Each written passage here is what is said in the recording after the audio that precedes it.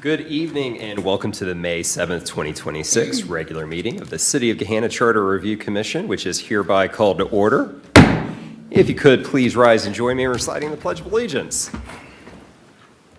I pledge allegiance to the flag of the United States of America and to the republic for which it stands, one nation, under God, indivisible, with liberty and justice for all. All right, thank you so much, Mr. Clerk. Could you please call the roll? Barnhart. Here. Belial. Here. Hill. Here. Maxwell. Here. Malarski. So happy to be here. Reynolds. Here. Wester. Here. Wonderful. We have a quorum tonight. First item on the agenda is additions or corrections to the agenda. Do we have any additions or corrections for tonight's agenda? Hearing none, the agenda will stand as presented. Moving on, we have approval of the minutes. We have the minutes of the Charter Review Commission regular meeting of April 23rd, 2026. Are there any additions, corrections, or changes to the draft minutes?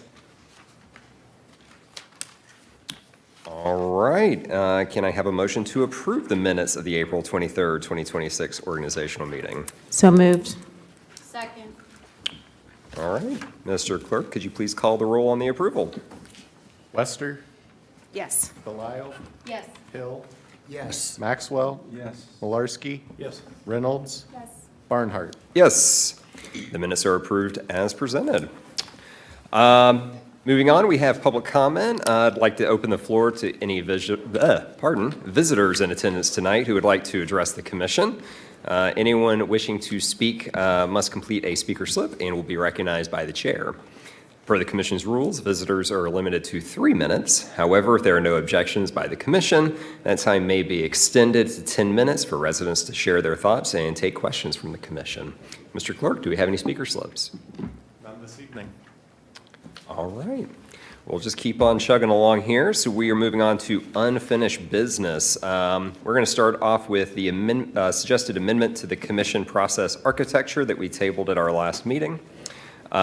So this is a continuation of the meeting conversation we had where it was determined that we'd rather prefer to have the full commission here since that was a matrix and a process architecture we adopted as a full commission. So it made sense before we make any changes to have everyone here to make those changes. So just as a reminder, the memorandum distributed prior to the last meeting, I recommended that we apply the prioritization matrix to all remaining draft ballot measures that have cleared the 2 thresholds. Just a little bit of context, the matrix is just intended to inform, but not necessarily dictate the commission's decision-making. It's a tool to provide consistent, transparent, and comparative basis for determining which measures will rise to the top. So with that, I just wanted to open the floor for any additional comments, discussions on this approach, and at the appropriate time, I'd entertain a motion to adopt this refinement before we begin scoring later tonight. So any comments, concerns, thoughts? Just a point of clarification. Are you recommending that we use the prioritization matrix for simple, like, housekeeping changes as well? Yeah, so I think that initially we had put things into 2 tracks, housekeeping and structural, and I think for being able to help create these draft ballot measures, it actually was very beneficial. A lot of the housekeeping items ended up being able to be grouped together, so for being able to help refine the process and come to these draft ballot measures, that kind of framework made a lot of sense. But now that we're down, we've whittled things down from well over 20 and to 13 now potential ballot measures. I think the most efficient way to be able to prioritize is to just vote on the matrix for all of our remaining ballot measures. That way we have a quantifiable number for everything that we're able to use to help prioritize what we do want to be able to advance forward. Would you please restate the motion then for me? All right, so we can have a motion to amend the adopted prioritization architecture to apply the prioritization matrix to all remaining measures. You're putting forth that motion. That's at least suggested language.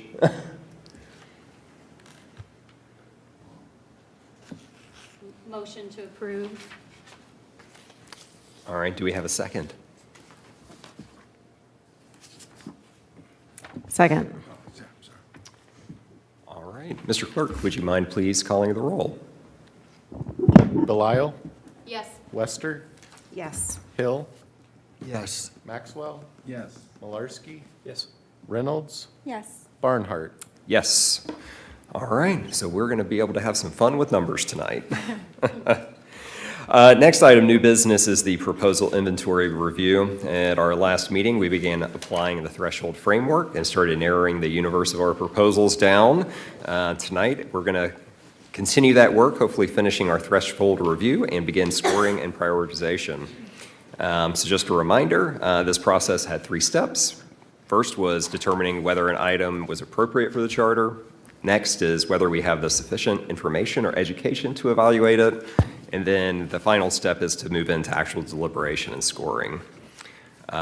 Considering that we had members absent at the last meeting, I think it would be appropriate to just reopen the floor for discussion on whether there are any remaining draft ballot measures that commissioners do not believe belong in the charter and are not necessarily charter level and more appropriate for ordinance policy or administrative action. So I just wanted to give our commissioners who were not present the opportunity to share any thoughts on anything that they think is not necessarily charter level. Anything that is not charter level? Anything that is not charter level.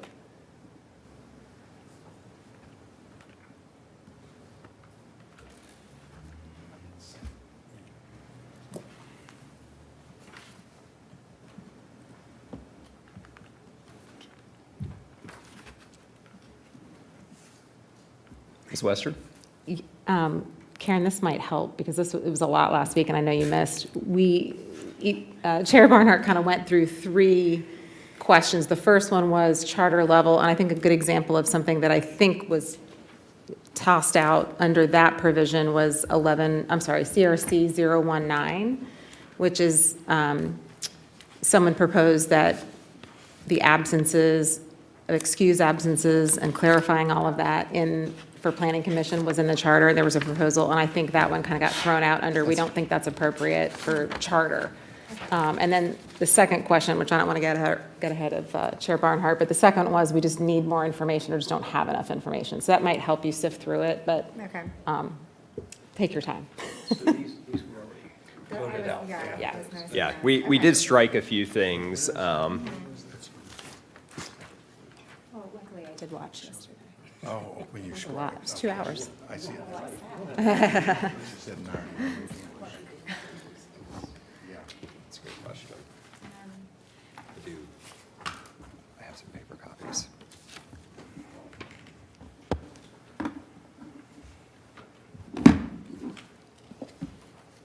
I'm okay to move forward.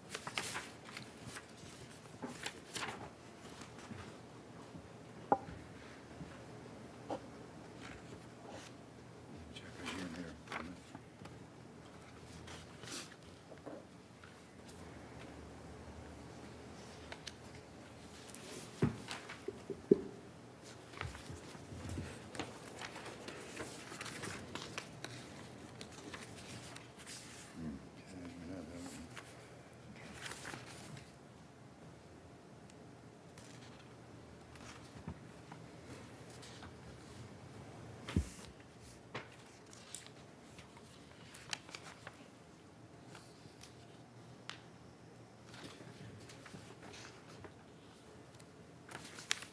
So aside from the ones that are struck, do we have, those are the 13 that we plan to vote on tonight, correct? Or score tonight, rather? Correct. So unless we strike anything else, we have the 13, and then there was one individual item from draft ballot measure 11, that one section of that was struck as well. A question. Yes, Or sir. Statement. My understanding then on, You're fine. we're just examining the city council versus the mayoral Yes, and if there's nothing that anyone feels like should be eliminated as not being charter level, I think it's appropriate we can go ahead and we can move into that discussion, because that was something that we did table to be able to have some additional context and discussion around. So we did have the discussion. This is for draft ballot measure number 4, which was a discussion around a council manager form of government. You know, it was my impression that the folks who were in attendance last week, we had some conversation around this, but felt like we had some fairly good education earlier in this process with the presenter that we did bring in and had speak to us, but we wanted to make sure that everyone had the opportunity to be able to discuss that item and, you know, have further discussion, make sure if I think we had some comments that were sent in, that some suggestions. So just we can go ahead and open the floor if anyone wants to discuss that. Wasn't that put into the we need more information category? Correct. Okay. So any thoughts on that specific item? For striking, or just have we moved on to discussion? You know, I don't think that we've decided if we're going to strike it or not. If we need more education, if we think that it's something that could be managed in the timeframe that we have. My understanding that we had done a call to action to the community to provide us with more information if they wanted us to move it forward, and we have not received anything. So I would move to strike it just in the, Can I just say Which what- number is this? 27. this is 20. I thought you said 4, I'm sorry. I know, I looked at this up. Yeah, it's a little bit confusing. We had the original proposals, and then I tried to put them under Okay. under ballot items. got it. Yeah, CRC 27 or ballot. That's measure what I 4. was referring to, so I was Yep. just sure. Nope, we're good. Since I was, oh, sorry. No, go ahead, Ms. Reynolds. Since I wasn't present, I tried to get up to speed and watched a full 2 hours of the wonderful conversation. But one thing I wanted to say was I didn't feel that the presentation went down a path of learning. I know Ms. Padova kind of put it out into the ether, and then we had to kind of go on that. But I wanted to say one of the things that I hear in my community, and I know City Council is largely with our community, so that was where I kind of wanted to hear more about what she had to say at the time. I think the conversation took a different path. However, I do want to say there was one request that Ms. Wester submitted that I agree with. I don't know if we're ready to go to that point yet, but in the attachment, it showed the city manager and the appointment of the law director, law clerk, whoever. That change was significant to me to say that I don't want to strike this if that were to move forward. It's kind of like hand in hand to me, because to me, it seems hand in hand that if the council were to select one, why not select both and have a non-party involvement because I just worry about, truthfully, expansion of leadership. I think I put in an email that's on file too, we have a great mayor now, but without any term limits, and to say who's next, I just worry about the overarching power that might have on our city. So especially like things, so just say the strategic plan gets embedded, and then now we're in a situation where we're owing $100,000 for a strategic plan every year, and it can spiral. So I would just like to say my comment would largely be to have the conversation and the thought process. I do personally, I wouldn't be afraid to venture down that path. I'm all for exploring new options and these things, but I just wanted to say that when that was submitted, I felt like, oh, okay, if we were going to do that, then I think we should also consider this with the 2 that were submitted. I can't speak for Ms. Wester, but based on our conversations, I read Ms. Wester's submission more in tandem with elector qualifications rather than Okay. the change of government. And correct me if I'm wrong, Karen, but you were not suggesting that we change to the city manager, law director, sorry, this. Oh, that Ms. Karen. Wester. I was like, sorry. Ms. No. Wester. How has that not happened before tonight? Point of I'll order. just, Point of order. May I second the motion so we can discuss it? It hasn't yeah. been seconded yet. Her Yeah. her motion hasn't been seconded yet, so I'd just like to second it so we can discuss And my it. motion was to strike 27. It's okay if I jump in now. I'll just clarify what I meant, and then I'll just give my opinion on city manager form of government. So I wanted you to have an opportunity to speak on it because you did ask Ms. Padova some follow-up questions. My position on this issue is I think this commission has been completely open to feedback. I know, I agree with you. I think Ms. Padova approached us and gave some comments, and I know there were a lot of follow-up questions, myself included. And what I was looking for was some type of objective reasons or not a formula, but what isn't working now that this will fix. I did not hear that, and I feel strongly that we haven't, we can certainly talk about it, but we don't have that much time, number one. And number two, I think you could make both form of government work, and many, many cities do. Franklin County is almost divided, but I'm not hearing why Gahanna needs that change now. What are we solving for? That's the piece that's missing for me. So I'm good with striking it at this point because I think I know Mr. Hill has asked those follow-up questions. I have, Ms. Belisle has. So I feel like if it was out there and really apparent, we would have heard it by now. And then I'll just say, and you guys can go around the horn, your comments, you probably summarized them better, Ms. Belisle, than I could myself, so well done. I don't see the proposal to move to an elected or hired city attorney that I submitted, which for full transparency, City Attorney Tamara Larison has asked us to table that discussion. Although she's not a commission member, I respect her wanting to be here, so we can discuss that later. But exactly what you said, I'm more speaking about, it actually came very organically after your comments from the end of the last meeting, just speaking to what pool of candidates are we looking at when we have someone running for a highly skilled position like city attorney. And so I agree with your summary. So to me, it's not a form of government change. That person would still be there. It's how we are getting to that person. Yeah, that makes sense too, when you said it's more about see, y'all said today was going to be hard. I can't remember what you said, but like more about the less elected, more appointed. I just still worry that, not currently, and while there may not be a broken thing right now, I'm just saying in future, I could see this being a problem.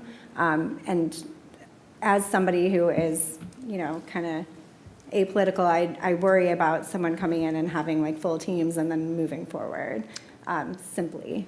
Specifically with city attorney? Well, just in general with any term. So I may not be like fully alert on this, so please feel free to educate me on it. That's why we're here. Exactly. But I wanted to ask the question because if it's appointed, would it be appointed by the mayor or be appointed by city council? I guess I wasn't clear on that. So Whatever we put in there? Well, yeah, and actually Ms. Belisle was super helpful and emailed and said, hey, I've added a column. So it's really kind of, first of all, and I'll just say this since we're talking about it, but 11 out of 14 cities within Franklin County have an appointed or hired. They do not elect that role as city attorney. We're one of just 3 suburbs that currently do, Reynoldsburg and Whitehall being the other 2.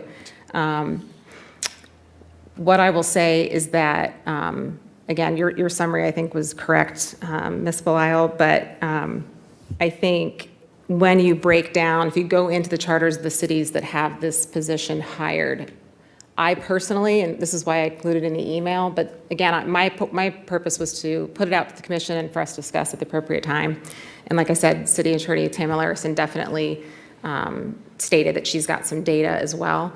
But I found that some just have the city manager appoint. Others have an appointment by the mayor or city manager and confirmed by council. I personally like the idea because of kind of what you're saying. Yeah. I like the idea of council and the mayor working together, that they both can agree on someone. That, in my opinion, from working here and knowing many over the years, that city attorney position is a tough position, and they have to work with both entities and the public quite a bit. And so having someone that's kind of gone through the vetting process of both entities, the mayor and council, to me feels like a win-win. So That clarification point helps a lot, because I think when I read it, I was reading appointed fully by that, and that's where Yeah. I was getting like, Yeah, my understanding, and actually, Ms. Belial, I don't know if you want to speak to this, but some do that, but Yeah. I think having The collaboration would be Yeah. my preference. So would it be up to us to come up with that language to put, okay, lawyers shaking their head, yeah? Yes. I have a lot to say about this topic, but I really want to respect Oh, yeah. the tabling of this conversation until the city attorney is back with us. So I will reserve all my comments on this until then. Got it. And if I could, I'd like to chime in here. I think you also are raising a separate issue, which is term limits. Yeah. Which I think that is something that could and should be addressed, but I think it's separate from this Mm-hmm. No, it initial is. conversation. So- Yeah, I think so when I was absent last week, I sent an email, I think you all received it, but in that email, I said if we were to strike something like this, then I would put forward something to have like, 4-year term limits, especially if we put the strategic plan in there, because to me, that's where like the funding and the dollars just, we want to make sure that whoever is the next person is, in a good place and not, maybe also has something to run on at that point. So, yeah, I think that would be what I would like to see at some point, if struck. Are we back to her motion? Yeah. Sorry. Well, ultimately, I just kind of wanted to make the point that I think where Ms. Reynolds was going previously actually does bear some weight, talking about where form of government, city manager, and city attorney, and how that is, whether elected or appointed, actually they're closely intertwined. Currently, we have a strong mayor system where you have an elected mayor, you have an elected attorney, and you have an elected city council, and those are checks and balances on those different points of power. And in a city manager form of government, you have an appointed, typically, city attorney, and that attorney is appointed by a city manager, and the city manager works for a city council, and there are checks and balances that way. If you were to eliminate the elected city attorney in favor of an appointed one, you're kind of grafting something from a manager form of accountability into a mayoral one, and you're actually taking away one of the checks and balances that work. That's the way that the system is designed, to have those checks and balances. So, because the way that I'm thinking about it is, with a mayor appointment and a council confirmation, what if there's disagreement there? How could gridlock come on a very important decision to be able to make sure that the city has good legal advice and guidance? And to me, it actually almost makes that more of an inherently political position, because then you're going to be having different points of power within your government jockeying for influence. And, there could be perceptions that an attorney, appointed by the mayor is working too closely with the mayor, and the council doesn't like that, or vice versa. And I think that there are a lot of actual unintended consequences from going down this path. When you look at the different communities within central Ohio, yes, Gahanna has an elected city attorney, and so do Whitehall and Reynoldsburg, and all three are strong mayor forms of government. All the others are either a mayor administrator council with different checks and balances, or they're pure city council manager forms of government. So I think that the conversations are actually very closely intertwined. And I just kind of wanted it to be on the record that I think that if you're looking to change the city attorney position, that it's more of a discussion than just the city attorney, because you have to be able to look at what the centers of power are, how the structure is designed. And ultimately, I go back to Councilman Schnetzer's comments when he came and spoke to us, because he talked about, don't mess with the mayor or the form of government. It was intentionally designed in a certain way. So I think that there's a point to be made that what's the problem? What are the problems that we're trying to solve? Right. And while there are good intentions to solve these problems, what are the unintended consequences of going down those paths? So I think that the form of government and the manager and the city attorney questions are both very closely intertwined. And ultimately, I would like to just table both of those conversations until next week, when City Attorney Tim Larison is back in town. So I just wanted to kind of put that on the record. And I'll just say, unusually wholeheartedly disagree with your comments, and we can talk about it next week. I will point out that, which I included in my email, most strong mayor form of government in Franklin County do have an appointed or hired. It's not elected. So even among our form, it is still more common to hire and appoint. My biggest proponent of it is I think that the hiring and appointment process, you focus on skill set and experience and those types of things. The elected process, is sometimes not always focused on credentials and something very specific like legal skill set and history and those kind of things. So to me, it's not changing anything about how, other than how that person gets there. That position is still ultimately the same in my mind. So we can, it sounds like you want to table the rest of it. I would actually, I know that we've already got a motion, but I would like to table the city manager and the city attorney discussions until next week. Call for the question. So I think we did have Yes. I'll call for the question. Yeah, so we will vote on Ms. Belial's. Yes, all right, Mr. Clerk. City manager? Okay, yes. So this is to strike CRC 027. Belial, No. Malarski, Yes. Maxwell, Yes. Reynolds, No. Lester, Yes. Barnhart, No. Hill. Yes.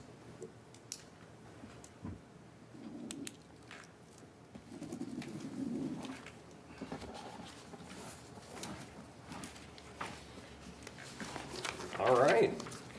So do we have any additional items that may require additional education that we have any additional questions on? I don't believe there were any. Yes, it did. It Yes. passed. Back in here. Yep, sorry. Okay. So, yes, the motion passes. We have struck the form of government discussion. I have another motion to strike. Yes, ma'am. I'd like us to go to a vote on whether or not to strike CRC 4 regarding the strategic plan. My reasoning being that upon further review and hearing what people who've come to us have had to say, I don't know if this is in the purview of this committee to put such a thing embedded into the charter. I think that we've had discussion about it being way too restrictive. Who decides whether or not we're going to pay for a strategic plan? All of that is not in our purview, and so I'm of the mind that we should consider striking it. And so if we can open it up to conversation, or I'll just move to strike. So I think the intention of the striking at this point in time is more about whether or not we have enough education or context or time to be able to discuss the item. So in my mind, I'm not sure if it's appropriate to strike it. It could still be discussed and prioritized, and ultimately, we may not want to advance it. But I'm not of the opinion that at this educational threshold, it's at the point where we would actually strike that. So for clarification, you're just wanting us to suggest things that we want to strike just for lack of information at this point, is that correct? Correct. I think I went back a step then. Yeah. Sorry. No, I was with you. Well, since it's moved, can we see if the group feels the same? It hasn't been seconded. Is there a second? Sorry. She seconds. All right, Mr. Clerk, call the roll. On the motion to strike CRC 004, Belial, Yes. Reynolds, Yes. Malarski, No. Lester, No. Barnhart, No. Hill, No. Maxwell. No. All right. So the motion does fail.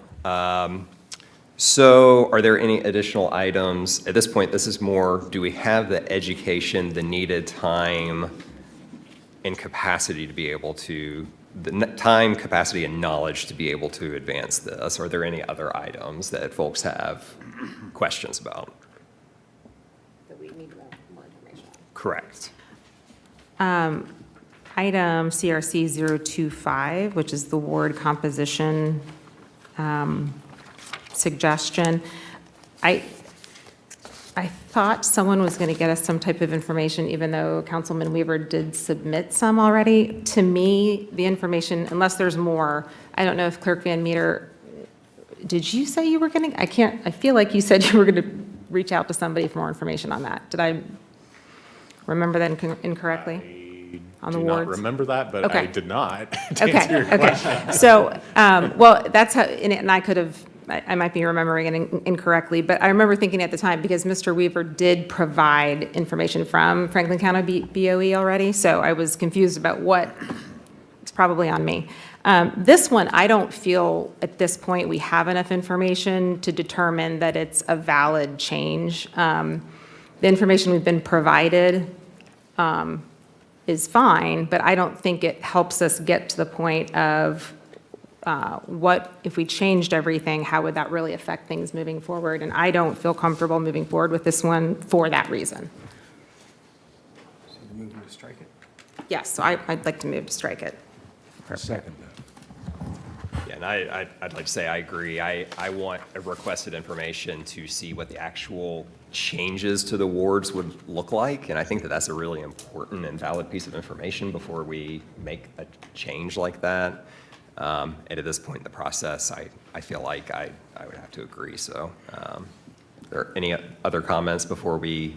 Wasn't it that there wasn't much of a shift with the language change? I thought we did have enough information I think that on there was some population numbers, but we did request actually looking at what the maps would look like and the map changes and composition of those wards, and I did not see any of that information actually come back to the group. So it's, again, just for clarification, so is it that we need to see that, or that sounds like an information request, therefore we would still need to have information in order to make a decision at this point? So that's what I think I'm hearing. I just want to make sure I'm understanding. Yeah, I don't think we have the necessary information to be able to. Right, I'm not properly questioning if look we right. have it or not. Right. I'm questioning, is it still requested? Is it still needed in order to make a decision? I, hopefully you can follow my logic. So the information provided was census data to point to current population, which was from 2020, done every 10 years, as we're all aware, and then Board of Elections voter registration data, which is updated at least once a year. My concern is if we're switching the ward boundaries to base it on population instead of registered voters, we're into 2026, we're using 6-year-old data. I don't know of a way to get more accurate data. My concern would be that moving things without, and it's always moving, right? I mean, people move in and out all the time.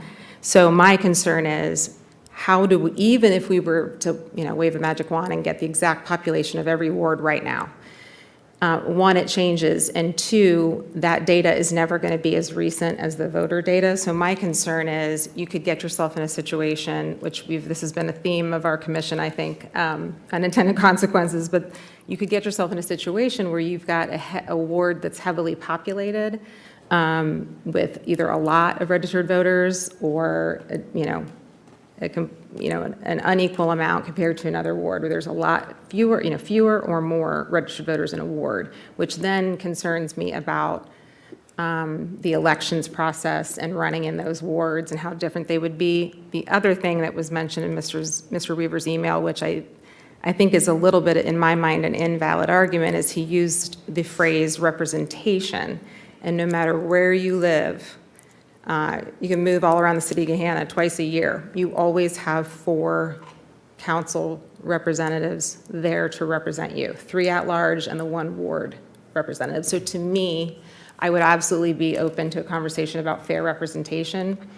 To me, the data provided in the system we currently use, that won't change. So to me, it's not a change that accomplishes better representation. That's where I'm really stuck.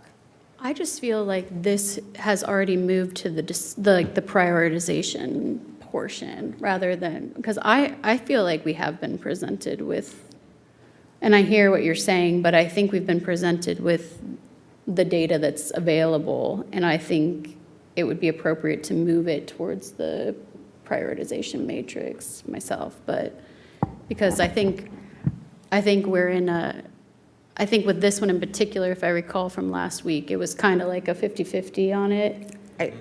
This one to me is wild, I gotta be honest, like wild. I'm not, truly, if I'm missing I the hear you. logic, like really, I'm open to it. I don't see the logical reason for messing with ward boundaries.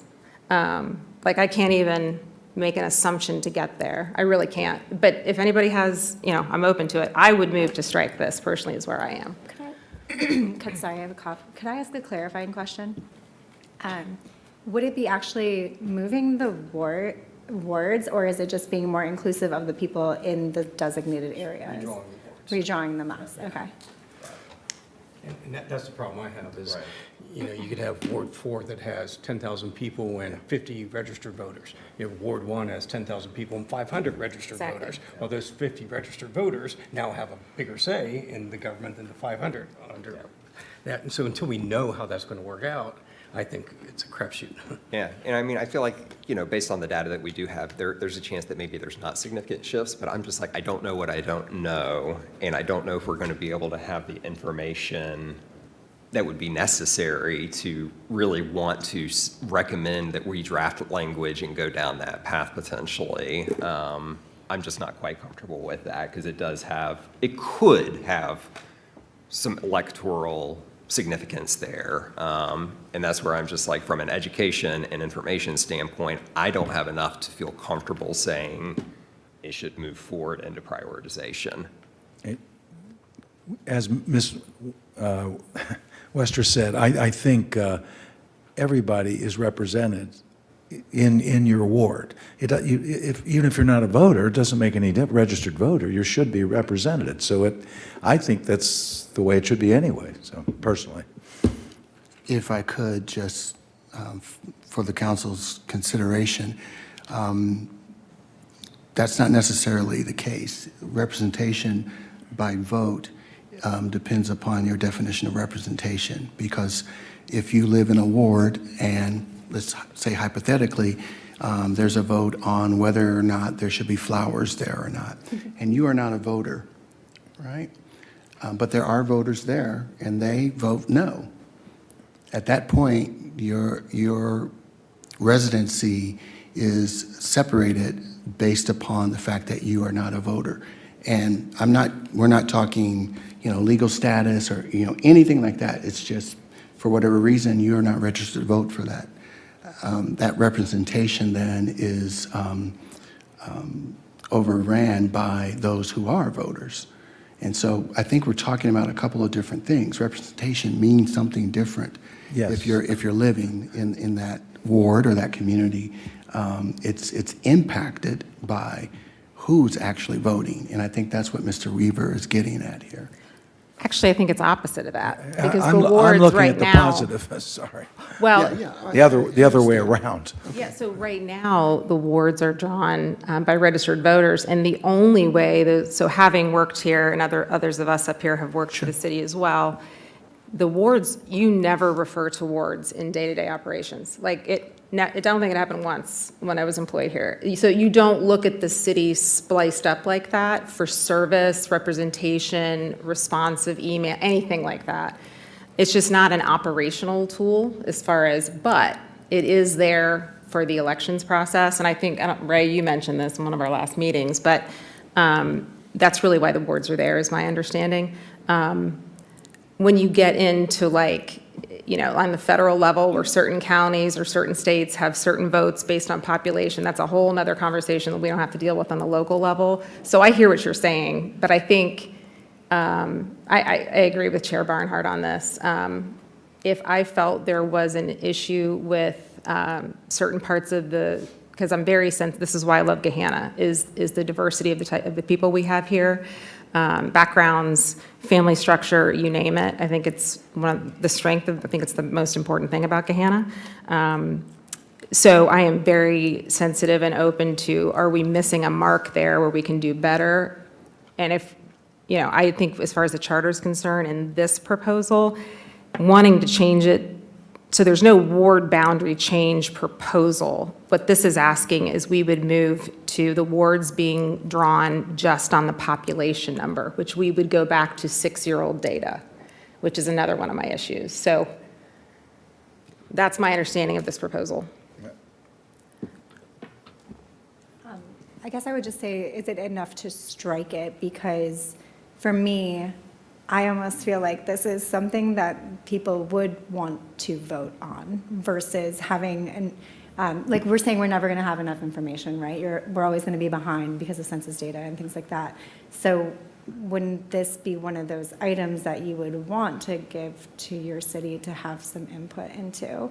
I see what you're saying, though, with the voting. Yeah, it's all about voters. Yeah, so I guess it's a double-edged sword for me even, but I think I would just like to say that I think we're still kind of nuancing it. I wouldn't have enough, when we talk about, the things that are broken and looking to fix, that might be something that, but to a voter, it might be, or to someone who has somebody who is not able to vote in that, it might be a problem. So that's where I'm kind of taking a step back myself to put myself in those shoes to say, okay, while I'm not in that situation, it could be potentially something that I would like to see what my community thinks about it. So my only comment is I don't know that we have enough information to fully strike it. I don't think we ever will, but isn't it something that we would want to offer up our community, just for thought?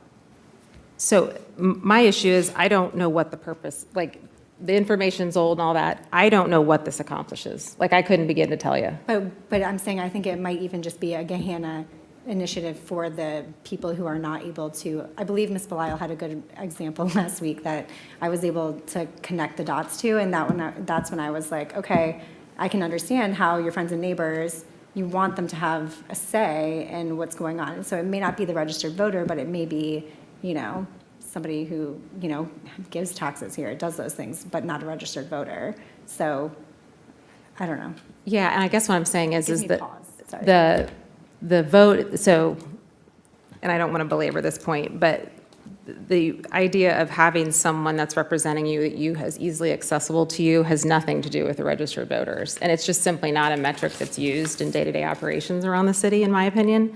So if we're worried about council not being responsive or people feeling like, I don't understand what we're trying to solve here, and I would like to move to strike it. That's my. It just seemed when Mr. Weaver presented it, it was more of a community initiative, less of a. I didn't follow. Okay. I really didn't. Honestly, I feel like on a values basis, I'm full-heartedly in support because I feel like the representation argument is important, and having people feel and know that they are included in their community, and especially with embedded in a way in your electoral process. I think that that's extremely important. And I think from a values basis, that's where I'm fully in support. But I think that our role as the Charter Review Commission is not necessarily to review the values of it, but also to review and deliberate on what are the actual operational changes that this may have and what's the implementation. And because we have the time and the resources, honestly, to be able to ask these questions, and we have access to city staff and things that the average voter may not be able to have. So that's where I'm like, from a process standpoint, the question is, do we know what the actual consequences and what the implementation of this looks like? It's not necessarily the values statement. It's what's the actual implementation, tactical implications of it. And that's where I'm held up, because I just don't know enough to say that I'm comfortable putting this to the voters with the information that I have, or even to advance it into deliberation, because I just don't have that yet. And I think that's just being a responsible deliberative body asking those questions. And that's where I come from. Yeah, I think coming back, I would just like to personally take that one to go look at and like in the education item, but. I don't, Ms. Blau, did you have something to Since say? you're saying because you just watched this today, you Yeah. would like us to table this so that you have the availability to, If or possible. anyone. Yeah, to- or anyone, yeah. Since it seems a bit contentious, even in this, Yeah. I don't think that's I don't think that's I think I think this is appropriate to move to strike it. Personally, we can vote on it, but that's just So me. considering that there are some differing opinions here, and we have one more week, we have a special meeting coming up next week, I would be comfortable tabling this for 1 week until our next meeting. My request would be for staff to be able to do some investigations and see if they could reach out to see, I don't know if it's possible, who exactly is it that That was- draws those wards? So, Council. yeah, city council and, If we have a way to just try and figure out what these things, what the implication would look like. I think the point we got to remember is, the whole purpose of having wards is so that they have equal number of voters in each ward. That way, one ward's not overrun by another ward who has more voters. That's the purpose of having wards. So if we're going to have wards, you base it on the number of voters. Correct. That's the whole purpose. Also, there are a myriad of reasons why someone is not a registered voter. Obviously, we have examples where it's too bad, I wish they could be. But there's many who just choose not to register to vote. So, I mean, to me, the people that vote are the ones who are making the decisions. That's how I see it. And unfortunately, a few people probably get lost in the process. Yeah, I would just like to revisit Mr. Weaver's initial document and then kind of just do some digging, but again, you can have your, you do too.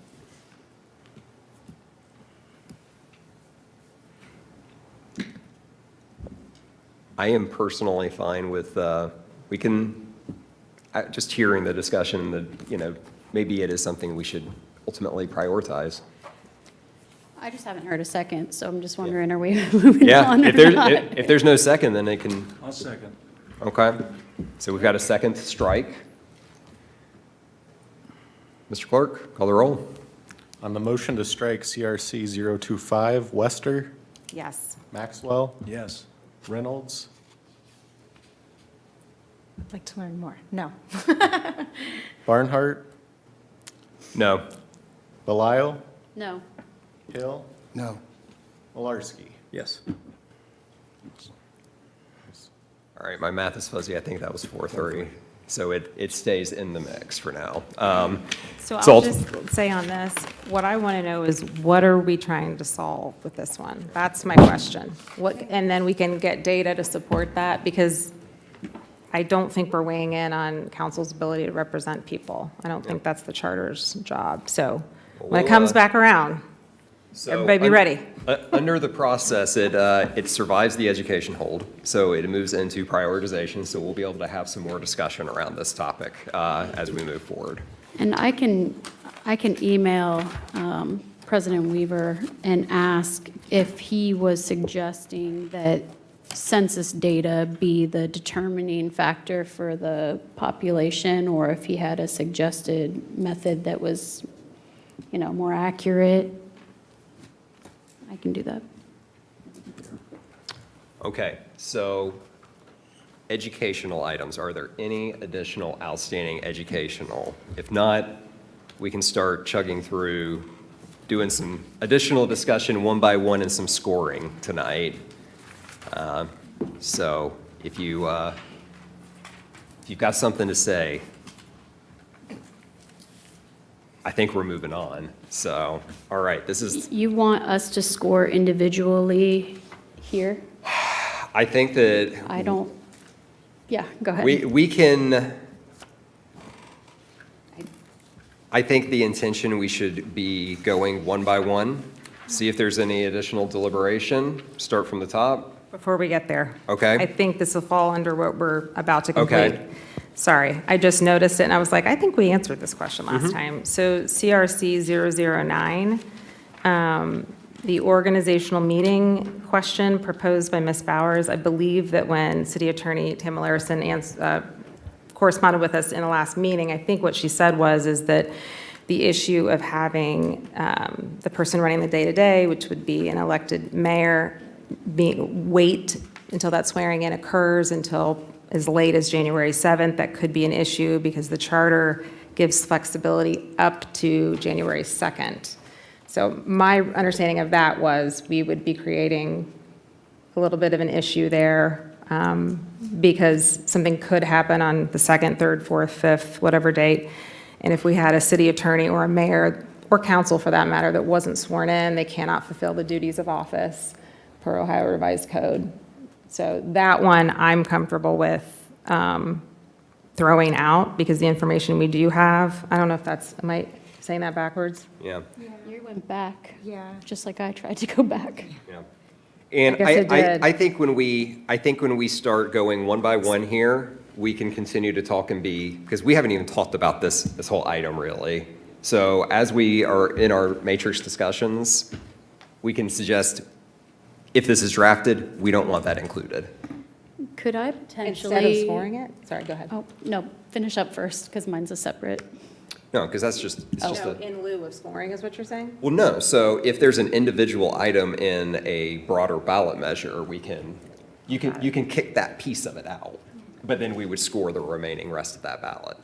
So since this is our first night of deliberation, I hesitate for us to score as we go. Okay. Because it might behoove us to go one by one and open the discussion, and then score once we have the well-rounded conversation of everything in our head. I mean, that's just a thought. Nobody has to be down with that. You know, I have no ego, so I actually love that idea. I think it's good to have the conversation. And at the same time, I'm thinking that after the conversation, it might be good to have a little time to digest those conversations. Correct. Like, I feel like I need to Yeah. be in my room with the door shut and like thinking through everything I've heard and really sitting. I feel like it could be, not fully well thought out if I'm just trying to get home by Yeah. 8:30 and blah, blah, blah, blah, blah. Yep.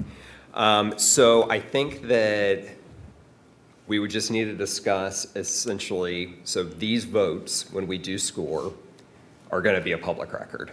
Of course. And for folks, next meeting is our special meeting where we really need to have scoring and most of our prioritization done.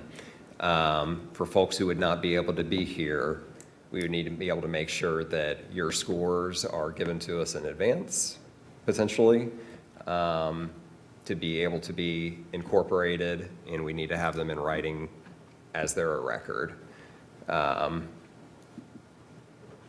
So I think that that's my biggest thing, that we would have to have that for anybody who's not going to be here in advance, to incorporate that into the process. Yeah, I'd even argue that all of us should have a deadline to submit them all electronically at the same time, but Yeah, it might not be necessary, but. we can, yeah. I think that if we're going to submit them electronically, it needs to be done in time for Mr. Van Meter, what's the latest that an agenda packet needs to be pushed out publicly before a meeting? Should be 48 hours. Okay. So if you're looking at next Thursday for our special meeting, So Tuesday at 7:30, we need to, at the latest. But you need to be able to get your job done. You mean you're not here at 7:30 sending out agenda items? The 14th is our last deliberating date, or? To be able to get the city attorney the information that she needs to begin drafting, we are going to need to try and have our recommended items hopefully recommended by the end of our meeting on next Thursday. So I would say for folks who are not able to be in attendance, share your scores. If you cannot make the next meeting. If you cannot make the next meeting, share your scores in advance for all items. In addition, I would also suggest, if you have your top 5 or 6 that you feel the most passionately about, share that information so we can incorporate that into our deliberations. Does that sound fair? It does. This might not even hold weight, because I have not fully thought it out in my head. But the only reason I was suggesting that everybody submit for public record at the same time was to eliminate fluctuation of those who are here, just to let something pass or not. That was my Well, only. and I'm also thinking for just administrative efficiency, especially for Mr. Van Meter, instead of being asked to tally things on the go in a meeting, if we have everything in advance, those numbers can get aggregated, and then we would be able to see them and have those discussions, rather than trying to do a bunch of scoring and tallying in meeting, which could be a little tricky. Tedious, Especially if you're like me and numbers sometimes start floating in your head. well, at this time of night. Yeah. I think we both need another Celsius then. Oh, my gosh. Mr. Van Meter, are we looking then at, I don't know, Monday by noon, Monday by 4, that kind of a thing for submission? Yeah, Monday by noon would be great to have that all done. Just for people who aren't going to be here. I think that we should all have our scoring in advance and submit it. And you want it broken out in the categories? or So it would just be in one store? the individual, so as they're organized by draft ballot measure, you would do a scorecard But for you that ballot want measure. the whole scorecard, not just the Yes. aggregate score is what I'm It saying. needs to be, from Individual my understanding, since this is actually going to be, I mean, part of the deliberative process, it's a public record, it needs to be on the record, so, yes. So we'll be submitting a PDF of 13 or however many measures Yeah. we have here? Okay. Yeah, do we have the form that we're using, or? You know, as you know, I love Microsoft Excel, but I also love Adobe PDF making. Same. I know, it's a special type of person who enjoys that. But I would be more than happy to create a fillable PDF for each measure. I know, right? So everybody can just go in, click it, it can auto sum, it's going to be beautiful. I'll have that whipped up and out to everybody tomorrow. How's that sound? That sounds ambitious. Yeah, I like a good time with Adobe PDF. Who doesn't? Who doesn't? Don't threaten me with a good time. So can I just ask, because I do want to make sure we open the discussion. So if we email it Monday by noon, then by Thursday, we're going to talk through that correctly? Yes, next Thursday, we would talk through, we would see all the aggregated scores for all of the draft ballot measures. So we would have a draft prioritization of what scored highly from the whole group Okay. and what scored low. And we can have those discussions on which ones then we want to make the recommendations. And folks who aren't here will be able to share their recommendations in advance as well in writing. So it's part of our deliberative process. We don't plan to have any sort of threshold where something just gets eliminated due to a low score, or? You or do know, we? I think ultimately, we'll be able to see it based on the individual kind of scoring. Yeah, okay. You know, a low score would be technically like not recommended at this time, but ultimately, this is just it's a guide. Okay. Yep. But I think that that's probably the easiest way to see which things as a group rise to the top. And we can have those conversations and make those recommendations. We'll be doing this on the plane tomorrow. I love it. So, is everyone comfortable with that approach? So Monday at noon? I've already done mine, I can turn them in tonight, do I have to do the PDF afterwards? No, if you've already got it done, Ray, you're like, Here's homework. you are ambitious, sir. We didn't need any discussion. Oh, my gosh. I So respect that. organized. Yeah, I would just recommend that you give those to Mr. Van Meter at the end of the meeting. So, but everybody else, it's going to be noon Monday, so. Monday. All right.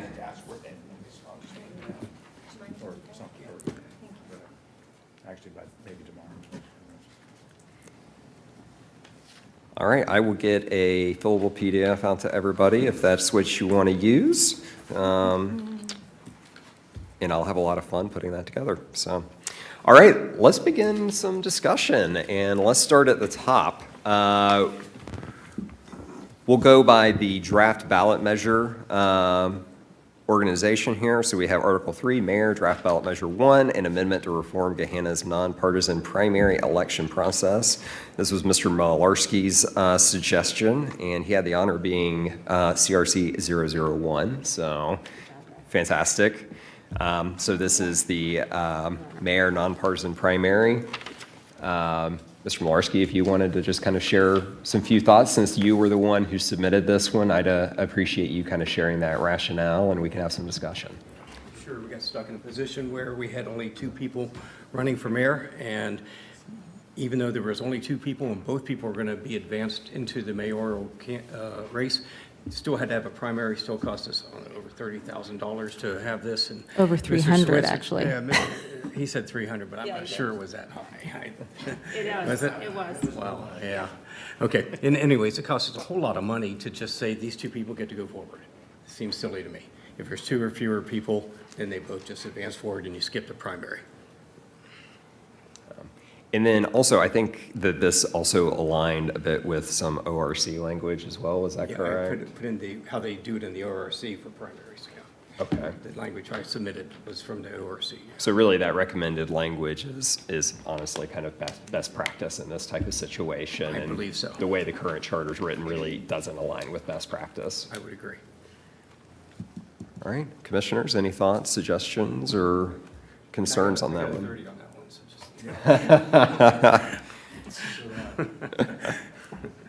I think this is a little bit of a no-brainer, but just to clarify, if there were more than 2 candidates that filed prior to the primary, there would still be a primary election, so.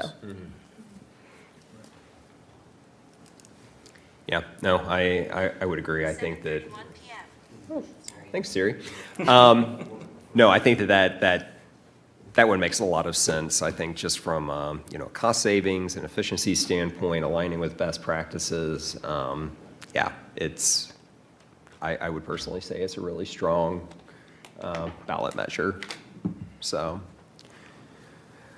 all right. If there's no additional suggestions, we will continue our discussions, moving on to draft ballot measure 2 under Article 3, Mayor, an amendment to require a strategic plan for the city of Gahanna and to provide for a regular review and update. This was suggested by the city administration as a way to just embed a strategic planning requirement in the mayor's executive duties, and ensuring council and the public have a formal opportunity to review and comment on the city's long-term direction. Commissioners, open discussion. I really took note of those who were worried about any integration of a strategic plan into our constitution being a bit limiting. Originally, Chair Barnhart, I was with you in this, and we could always craft language that was not, in fact, limiting. However, in that regard, I feel like it's almost, if we were to have some sort of mention of a strategic plan at all in the Constitution, which I'm leaning not in favor of, I would have to suggest that it be something along the lines of, should there be a strategic plan in place, the mayor would be, I don't know, not obligated, but the mayor may or shall follow that. I think the should there be kind of alleviates a little bit of the need to maintain one, because that's the cost, right? If we make it, if we embed it in there, like, they will review a strategic plan, then that becomes, okay, then there needs to be a strategic plan in place, which might not always be. And so I would say something along the lines of, if there were to be a strategic plan, or if a strategic plan has been implemented in the city, then the mayor shall do an annual review or something, and like, so just something that makes it very clear that a strategic plan is not being mandated. However, if one should exist, it would be in the purview of the mayor to evaluate it however long. That would just be my recommendation. I actually think that's really smart. I really like that idea. Generally speaking, how I look at the charter is I don't want it to mandate extra things that we don't need, superfluous items. So I think that's kind of where you're going with that. Not that a strategic plan is superfluous, but the fact that it's getting very specific. So I like the idea that if one exists, which obviously we all know it does, and we put a lot of time and money into it, that the charter can require that that be referred to, a guiding document, updated. I think that's kind of a compromise. On this item, I don't have a strong opinion on it. Most well-run cities have strategic plans, organizations have strategic plans, so I feel strongly it's something that we will always have and continue to use. However, if it does exist, I agree that there's no harm in saying, the charter speaks to that. I would like to be known as a strategic city for sure. So I think actually your recommendation gives a little bit more flexibility to it. While also, I think it is, the strategic plan in and of itself is respected by pretty much everyone here, and I think all of us are in agreement that it's important to the city. I just, to your point, just want to maintain a little bit of flexibility in that, and I think that's a way to still show that Gahanna supports the idea of a strategic plan while also not tying anyone's hands.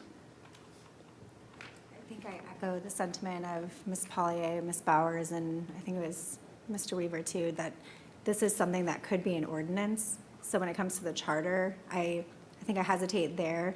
And especially the specific language, to what you're saying, yes, I slowly agree. Do I think it's enough to put it into it? No. And I'm looking at like Mr. Malarski, the last one. We're like, let's save dollars, but wait, let's spend it. So I want to make sure that if we're putting something into the charter, that is going to be limiting to our city versus like an ordinance that or city council could work with. Yeah, I think that was my original idea for that striking, because I wasn't Yeah. quite sure it fell to us. But now that we've decided that it does, I would just keep it flexible. Keep it flexible. I mean, currently what's required in the charter is a state of the city report out mechanism. So this is obviously different, a little bit more strategic, holistic, all of it. But that's what's currently in there now. And I believe this was going to be in addition to that. Yes. And I think Mr. Schnitzler's presentation in that, he talked about the fact to not obligate the mayor to holding this as a charter obligation without some sort of, guarantee for the resources to fulfill that obligation. So I think we're all kind of saying the same thing. Yeah. So I think it's important for us to look at this and consider, but I agree wholeheartedly that we don't want the charter to tie this down in a restrictive way. Yeah.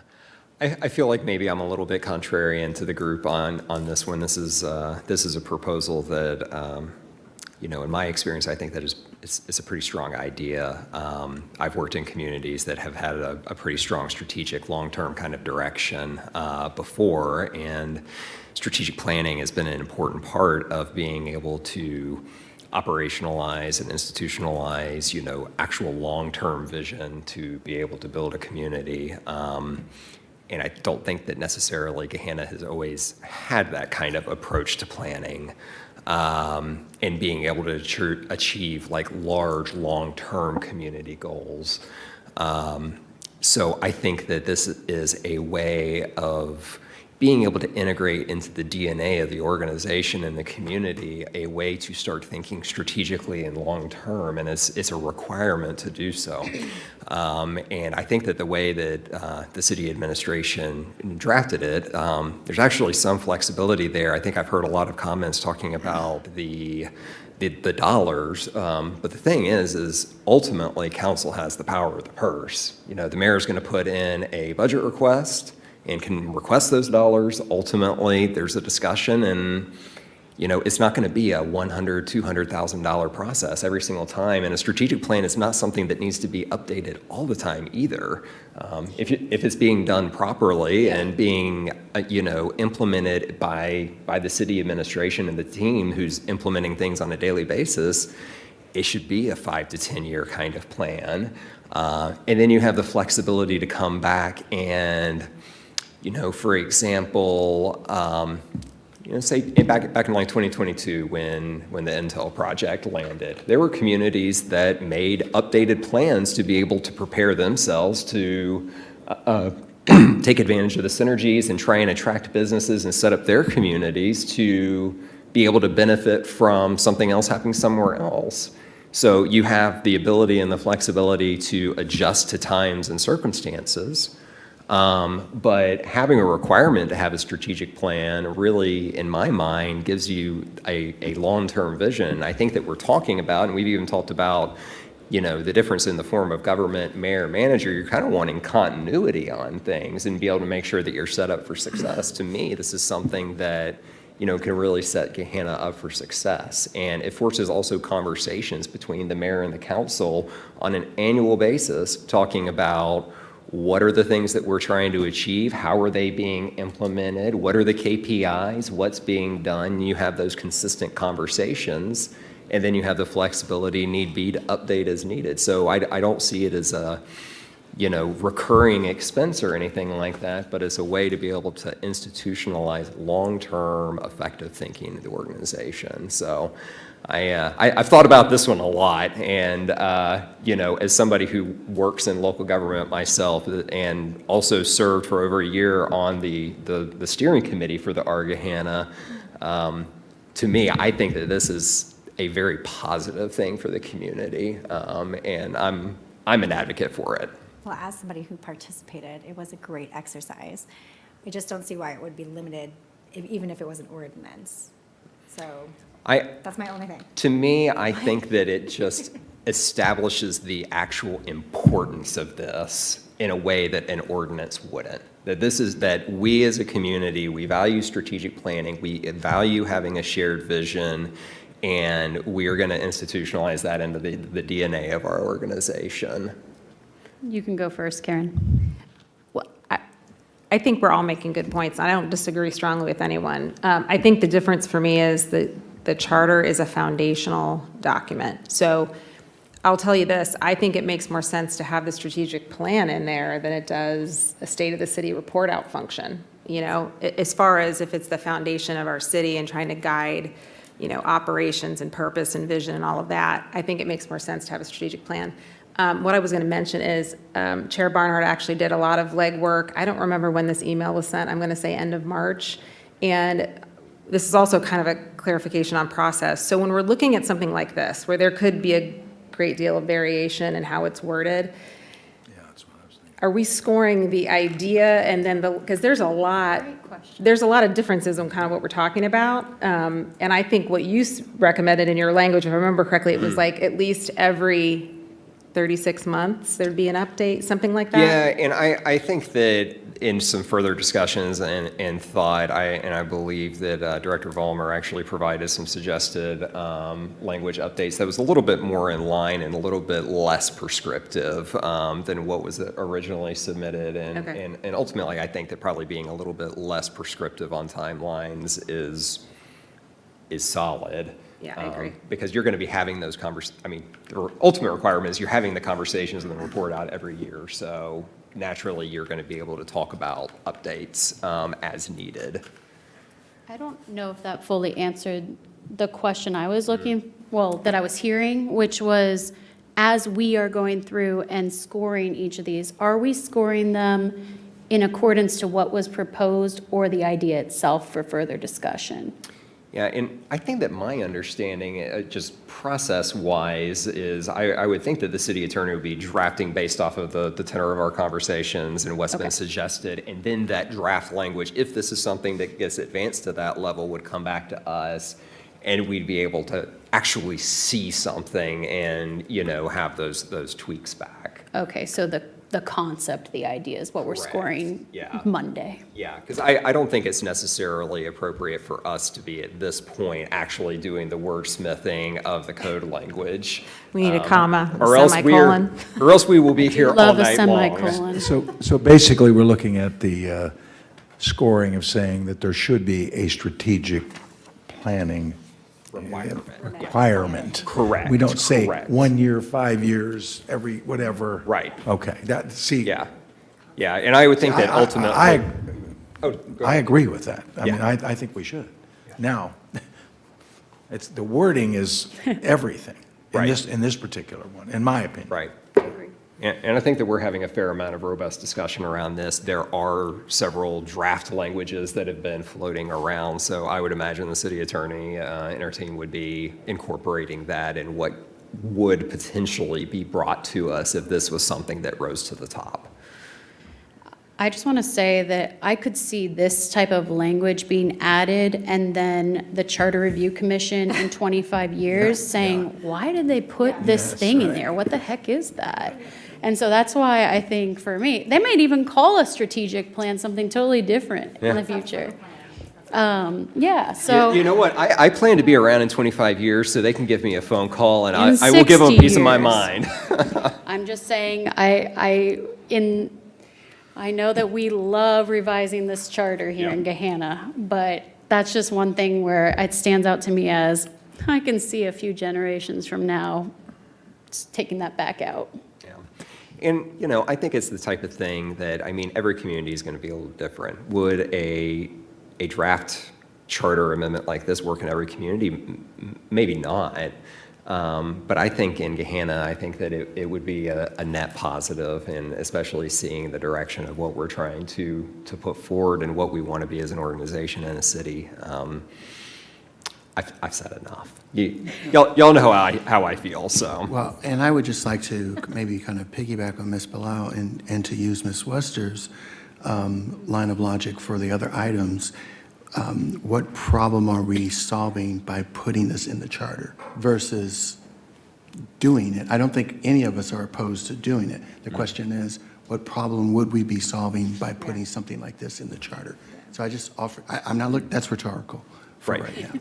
We I don't just have want to us to beat think a dead about that. horse. Right, no, I just No, want us to I- think about that. I really appreciate you thinking about that, and I think that we need to have that lens that we're looking through as we're thinking over the next few days and providing scores. That is the lens, like, what are we trying to solve here? You know, and we all may have different points of view, but I think that is that's what good deliberation looks like. So thank you for that, Mr. Hill. So, all right, any more comments on that item? All right, let's move on to draft ballot measure number 3, an amendment to align residency and conflict of interest requirements across elected offices. So this was 2 I have parts. that it's 2. Are we, wait, Nope, this should be number 3? Oh, no, that's CRC 02, but draft measure 3. okay. Yeah, I'm sorry. My brain works weird, doesn't it? CRC 2. Yes. Yeah, CRC 2 and then CRC 3 and 26. No problem. Yep. No, my organization is good and bad at the same time. I just want to throw out there that no other city in the area has a residency time, like, requirement for the city attorney. So all the other ones who do where you have to be living in the city, it's all at the time of filing and throughout the term. So we would be a serious outlier if we continued to put those parameters on the city attorney. I think that's because most of them are appointed and hired. That's why. Reynoldsburg has, did you check Reynoldsburg? They're elected, and I believe there is a residency requirement, but I can't off there the were top of my 2. head. Yeah, so Yeah, Reynoldsburg but and Whitehall are Yeah. both elected, and neither of them, I don't think that they had the residency requirement either. No, I none don't of think them. anyone, because I did some research too, like on 10 communities, and Gahanna's the only one with the residency requirement for the city Correct. attorney. And I don't mean, sorry if this is confusing. I mean a duration prior, thank Right. you. A duration prior to filing. Right. We are the only ones who have one. I knew what you meant. This one, and I Clarify for the public. I think 2 of our city council members also agreed. To me, this is, if we stick with elected city attorney, I actually think it should be 2 years for all 3 elected offices, which is what the mayor's is currently. And I think what was also discussed is that specifically, the other thing that just blew my mind in the city attorney section was all the references to, like, political appointments or political party, and then other things like that, and just streamlining it so it's similar to both the mayor and the city council roles. Yeah, I don't want to say that's what was kind of suggestion, was just like, Yes, yeah, just streamlining. So streamline you don't it. have any of that But- political kind of language No. in And the- any of the The offices. reason I say the 2 years is what I would prefer, and I know we don't have to get in the weeds on that, that course can be vetted out later, but the mayor is already in that role, or I'm sorry, in that time frame of 2 years. Currently, it's just an elector at the time of filing. This is a community, and there are other communities like this too. We're not an outlier here with this, but there are people that have literally been here for 3-4 decades. Many of us are sitting up here tonight. So I think my personal preference is being elected, there should be a really strong familiarity with the community. And I think 2 years is nothing. I mean, the whole scheme of things. So I don't think that that's a deterrent. If we feel that that's a deterrent, I would move us towards, that's why I like the hired city attorney, because if we're going down that path, I think you don't have to require that they're a resident if they're hired or appointed. So I know this one's a bit weird because we've got two competing. I like it streamlined, so. I'd be interested to hear, I'm not sure if Mr. Roth, you had any insight, or if we should wait for City Attorney Tanner Larson. I just wonder if there is any rationale on why a city attorney, why that requirement wouldn't be applicable to an elected city attorney. There's a ton of Mr. reasons. Malarski, yeah, I'd love to hear those reasons why there should be a difference Can I ask between. Ms. Wester's question? What problem are we solving here? What's it matter if there's 2 years for the mayor and 18 months for city council? What's the matter? What's the problem? What are we trying to solve here? I think that this falls, so just specific to the residency duration, I think consistency is best practices. It is, right now, how it reads is, I think council is 15 months, mayor is 2 years, and attorney is at the time of filing, which I think is wild, to be honest. And wasn't the city council 15 months, wasn't that adopted at the last charter review commission? I think it was. So, and with me, to me, my mind almost goes like we should default to whatever was actually passed by voters previously. So if, at the last charter review commission, there was a 15-month requirement for residency, I'm just like, well, we kind of have For council? yeah, if that was elected then, or I think that should be the standard if we're trying to standardize between offices. I still want to hear why a city attorney may be different, but for council and mayor, I think there's some streamlining and having both be the same as what previously voted would be to make the most sense if we were to make a change. We write the rules, that's why. Right, yeah. Attorneys write the rules, that's why. I mean, I think 15 months was put in there because it's technically a year before the filing deadline. So I think that was their way of, but people don't refer, again, that's kind of clarifying yeah, what'd you say? Thank you for clarifying that, because I Yeah, I think that's where it comes from. That seems. But the average person isn't going, oh, today's the filing deadline, so it's kind of a nerdy threshold, but it is in fact 3 months from election day, 90 days. So I just think it should be consistent. I think it's wild to have 3 kind of different specifications for elected office, but that's, See what we're solving. I disagree with you on this, and I think this is where you were going, Chair Barnhart, but correct me if I'm putting words in your mouth. If we're going to streamline it at all, I would prefer to, lower the requirement. And the reason why is because something that President Weaver said stuck with me, and that if a person who's been here for less than 2 years gets a nomination, then they probably earned it, or they deserve it, or the people want them. It's very hard to enter a community and, win unless people want you.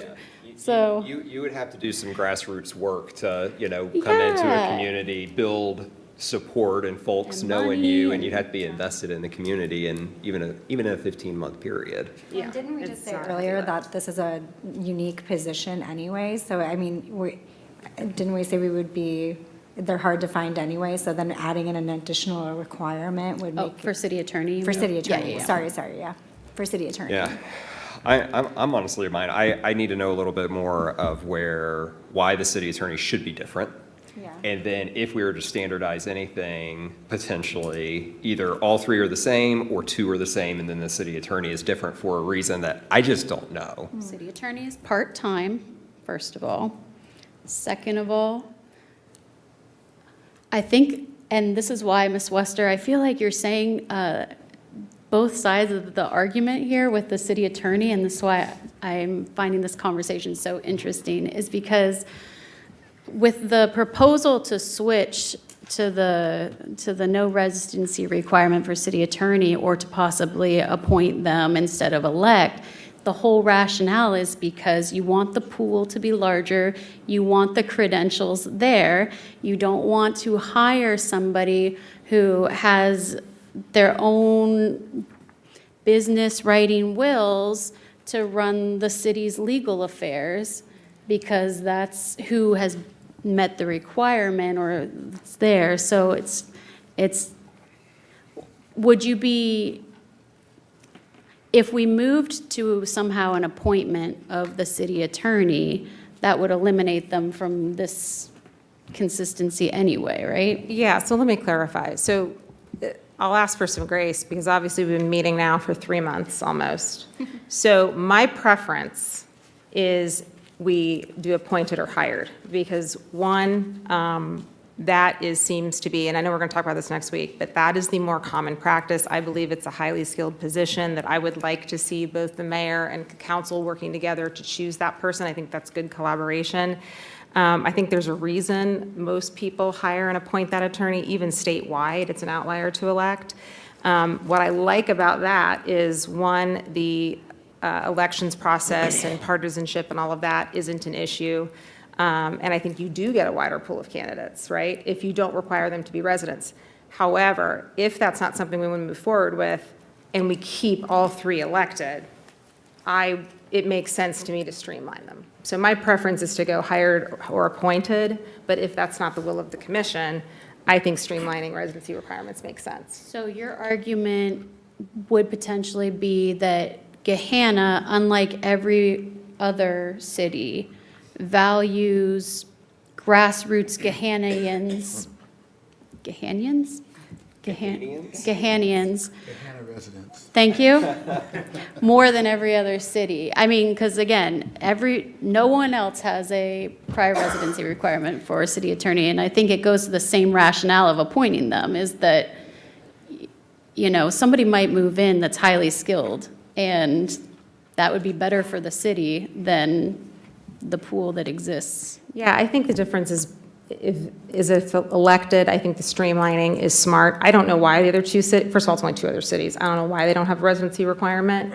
Both Chair Barnhart and I, it was one of the first things we noticed when we read through the charter, was that it was kind of a wild outlier compared to the other 2 elected qualification sections. To me, it just makes sense to streamline it. I'll tell you, I don't think that that's the prohibitive part of running for city attorney. Maybe I shouldn't speak for Mr. Malarski, but we don't pay a lot. So I would argue that the residency requirement, I think it's a familiarity with voters. I can't speak to why the 2 other communities don't do it that way. But I think the streamlining, and I believe President Weaver and Ms. Bowers both agreed with that as well, just to streamline the 3 sections. So again, my preference would be hired or appointed, but if that's not the will of commission, I think having it streamlined makes sense, just because they're all 3 are elected, and I think the same qualifications is just a more streamlined process. Yeah. Ultimately, I think that when it comes to the city attorney discussion, that we need to continue this next week when we have City Attorney Tim Larison, who it said that she does have some information to be able to share. Mr. Roth? Chair, can I add something? Absolutely, yes. Due to familiarity, I've served as assistant city attorney for all 3 of the suburbs that have elected Yes, you city have. attorneys. Just by nature that there is a requirement to be a attorney in the state of Ohio for that job, the pool of candidates is smaller. For mayor or city council, you could have 30,000 residents that qualify. For city attorney, Gahanna does not have a shortage of attorneys living here. Whitehall does. Whitehall has very few, and they've found it, hard to select an attorney. But here, you still have a pool, let's say there's 150 attorneys versus 30,000 people that could be a mayor or a city council person. So I think I worked in Reynoldsburg. The city attorney that was there for 13 years when I was there had recently moved into the city before he was appointed to fill a vacancy, but he hadn't lived there that long at the time. And he was a very fine city attorney. So I think that's the reason behind not having a residency requirement for that job versus the other, but I am also a fan of consistency. So I'll leave it at that. Yeah, an audience member, my mother, brought up the fact that if, the city attorney passes away, or if something were to happen, do we have the flexibility to get somebody equally as qualified in there quickly? And, I don't know. But it sounds like you're suggesting that, and I don't know enough about it, but you're suggesting that in Gahanna specifically, in comparison to the other 2 or 3, we have a significant pool of attorneys that would be qualified for the role. Yeah, I know quite a few attorneys that live here. I know quite a few on the stage. We have quite a few judges, we have quite a few everything. I think that's exactly wise, because you have to be an attorney first before you can run. And that really narrows the pool down. Yeah, And ultimately, it's still, it's a No one numbers else has game. that Like, yeah, obligation, yeah. we may comparatively have more attorneys in Gahanna than Whitehall, but yeah, to your point, compared to folks who could run for mayor or city council, you have a much larger pool there than you would as city attorney. So to be able to ensure you have a better chance of getting the best to be able to come into it, having less restrictive, regulations around that residency requirement helps you build a stronger pool, and you're able to hopefully get better numbers. Is that kind of the understanding? Yes. Okay. And I know the length for living in a ward that is the most transient ward, more flexibility for council than. For me, elected roles should be the qualification say on that. That, for me, went on for a few minutes about other things to change with the city attorney, predict each other, it's just more of a timing thing. Preconceived ideas on where I want to land on it, but being able to listen to everybody else's rationales and thoughts. Any additional thoughts on this item? Yeah, I would just say it's a problem that, and especially since it was voted on for the 15 months, if I'm not, I think that was. I mean, we should change it. Yeah, I'm fine with 15 months for all 3. I know, it's but the attorney. I think pretty much everyone is in favor of being consistent, which the item number 2, right underneath that, is the same type Yeah, of reasoning. yeah. That conflict prohibitions, not to jump ahead, and disqualification standards, just to standardize all 3 sections, so. All right, anything else? Let's keep the train rolling. So we struck 1 here, so we are now moving on. It is the first is CRC 005, 12, 9, 11, and 21, draft ballot measure 5, an amendment to provide for modernizing city council processes and procedures. So this one consisted of 4 items. Public notice modernization requirements, changing, scheduling, shifting the organizational meeting, and with due process framework. So thoughts on this one? This is a little bit more in the weeds and some cleanup, it sounds like. Less emotional, more boring. I think the public, I think currently what the charter does, it's one of those things like, well, the charter says something, so do we try to tweak it to make it a little bit better? I don't think we'd even be talking about it if the charter didn't already speak to it, you know what I mean? Right now, it says that it has to be at conspicuous, is that the word that it uses, Yes. I think? Physical posting. So I think Ms. Bowers, basically what she said is, do we need to modernize this, is my understanding. I think then when the mayor spoke, she mentioned like, well, in reality, we post it, 100 places all over social media and website. Right. So again, popular question of the night, well, what are we trying to accomplish with this change? I mean, it's not modern, it's not what we currently do. As an analog junkie, I Yeah. think that's the only thing, is to have some kind of backlog and to I don't know, I filed my kid's summer camp here. I kind of came and saw the physical posting. So I don't know if it's something that, you know, it could be something that we could just update, but, I mean, do I know, I don't know the legal language to update all 4 of these that might potentially make it streamlined, but I am an analog fan. I prefer having physical things, so I see the benefit, but I also, to your point, some people are not social media savvy. I don't know, maybe in 10 years a robot will tell them what to do, but. We also talked last meeting about not necessarily taking out the conspicuous posting, physical posting, but just updating the language to include modern practices. Yeah. That's the one I Or want. at least even, maybe not even update for modern practices, but just have language to contemplate future modes of communication or current modes, it being less prescriptive and more flexible. But I do agree. I very much appreciated walking into City Hall here, and I'm looking at the nice public notice board out there as I come in, and I'm like, that is a handsome-looking board. I really appreciate that. Good job, So, communications. you know, so it is nice to have that type of communication there in a public place done, and, you know, the city already does communicate using the internet and, you know, utilizing those. So I think if there were to change to be made, it would just be trying to incorporate and being less restrictive. Mr. Malarski?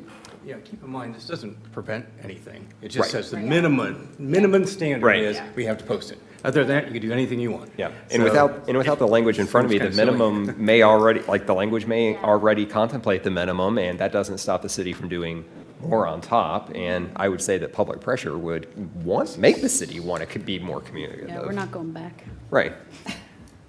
We're not going to, you know, send up smoke signals of public notices of city council meetings, so, you know, I mean, I guess we could, but it takes me back to my Boy Scout days.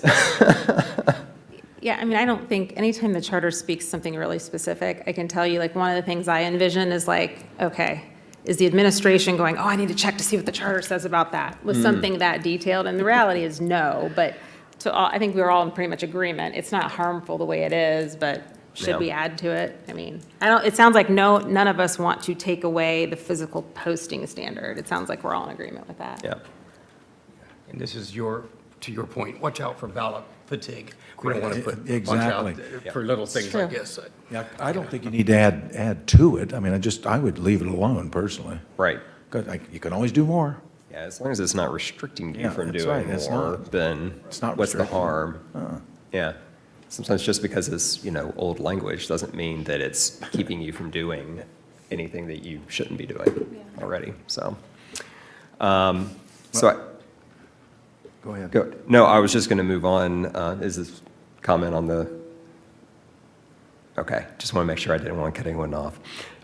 No, for the next one, for the regular meetings, I think there was the shifting of the organizational meeting anchor date. We had some questions and concerns on that one, I think, at the last meeting, and a potential opened up where it seemed like there could be a situation where if you have a later meeting date, you may not have a mayor that's even taken office to be able to assume executive functions. And that potential was concerning to me. Yeah, I won't be supporting this one. I just think just because City Attorney Tamara Larison said that, yeah, it does open us up to an unknown. And I'll just say anecdotally that sometimes the things we never think are going to happen sometimes have a way of finding themselves in Gahanna. So Yeah. I'm not in support of that for that reason. Yeah. Yeah, because I came into that one thinking, oh, this is a no-brainer. We need to provide some Yeah, additional but- flexibility. But yeah, just kind of exploring some of those, you know, unintended consequences and potentials. Any potential that you may not have a mayor who's actually taken office and able to exercise those, you know, executive functions, I think that's something we don't want to, I wouldn't want to go down that path personally and risk it. City Attorney did point out that the oath can be given at any time, anywhere. It does not need to be at the organizational meeting.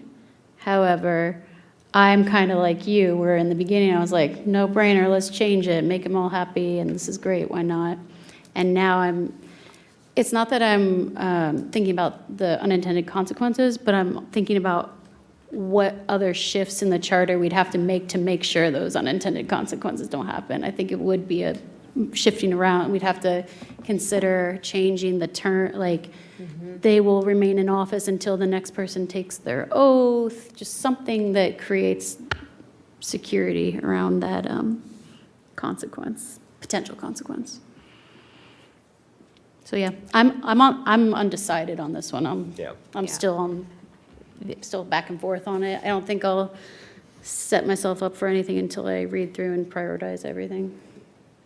The other thing I think that's important about this one is, and maybe I'm weird, it's fine, you guys have been called worse. I don't think it's that big of an inconvenience. If it was like, once a month or, and we could be called in on a holiday and all of that, I think that there's some, just the ceremonial piece of having people sworn in all together. I think if you've ever been to an organizational meeting, I mean, it is a proud moment where new people are getting sworn in. It's an encouraging, kind of a more fun meeting. It's a new beginning, and I just like the idea. I don't think we gain much by giving flexibility there. Like I said, if it was something every month, I would feel differently about it, but it's once a year, and I think it kind of saves us from any type of legal issues. Yeah. And then the other two pieces of this draft ballot measure, I mean, Robert's rules kind of clean up and proper voting, abstention, I don't feel strongly about either. It's just like, it's good if you can, I suppose. For some fun reading, if you guys want to go to tonight, can't sleep, I think it's section 407. I read this like twice and actually read it out loud to my husband one night. I was like, listen to this. The abstention clause, or is that 412? It might be 412. I think it's for us. The way it's written, I mean, if you don't give a reason, a basis for your conflict of interest, and that's why you're abstaining, it literally goes on this kind of wild goose chase that the member of council shall be considered to have removed himself or herself from office and the filing of the vacancy so created. I mean, it's very, and you have to very specifically say that there's a conflict of interest. So if that's not standard, was this submitted by Ms. Bowers or? Schnetzer, yeah. Yeah, so I don't know what the proper language would be, but if you're just reading through the charter, it's a bit specific and a touch dramatic in my mind, but I don't know what the best practice would be on that. Yeah, I feel like it's probably a good best practice cleanup, but I wonder like how many times, when has it been an issue? I mean, people do abstain. It just happened recently on a vote. Right. But the drama of not stating why, I don't know that it's ever happened. Do you know, Ray? Not that I'm aware of. I've only lived here 63 years, so I don't know. Well, good news, you meet the residency requirement. Yeah. All right. Well, any additional comments on this draft ballot measure? Hearing none, let's move on. We'll touch back again here on ballot measure 6. This is the ward composition apportionment basis. So adopting resident population ward apportionment language. Does anyone else have anything additional to comment on this one? All right, hearing none. We're making work. All right, draft ballot measure 7, an amendment to establish term limits for council leadership and aligned voting procedure. Purpose of this change is to authorize a 2-year term for council president and vice president, providing continuity in the leadership role that supervises the clerk of council and carries significant administrative responsibilities. Thoughts? I have a very strong opinion on this one. Yes, I know it's surprising. I don't know why council would want to change this. So currently, as it's written, they can elect a president and vice president for a year, 2 years, 3 years, 10 years. I mean, they can do literally whatever they want. I think the only thing gained by having a 2-year term is that you don't elect that person during the organizational meeting. I would argue that one of the things, again, that I like about the organizational meeting is you're resetting leadership every year, And it's a way, in my opinion, for council to be accountable to each other. And, sometimes there's divisions in governing bodies and things like that. And so I think it's important to, and if the president's doing a great job, which when I looked back at the history, I think Ms. Bowers mentioned that it's been the practice. So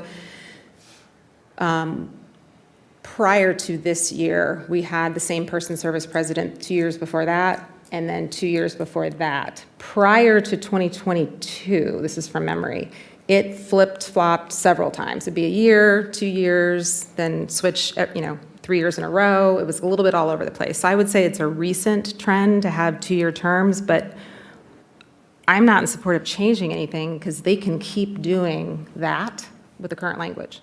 There's nothing saying they can't.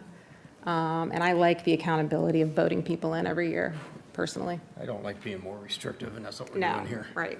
Yeah, I agree wholeheartedly with what Ms. Wester's saying. I think that Councilwoman Bowers is correct potentially with best practice, but I don't think the charter is the place to determine best practice, and keeping it flexible is our best practice. Yes, well stated. Honestly, I would say that any prescription around the term for council president and vice president should be struck for the charter, and it should just be decided through council rules. So if we were to advance something to the ballot, I would say, let's just not even have this requirement in there. They can decide what their own rules are. That would be my inclination, but at the same time, I don't feel strongly No. that it should go to the ballot and take that space.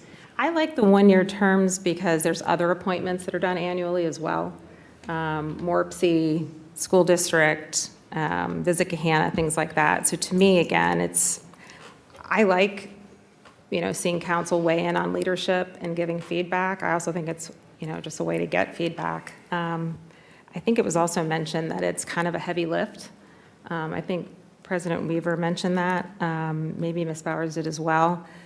I mean, the reality is sometimes you get into something and you're, I don't have time for this. I got a promotion at work, whatever. So again, I just think this is the most flexible.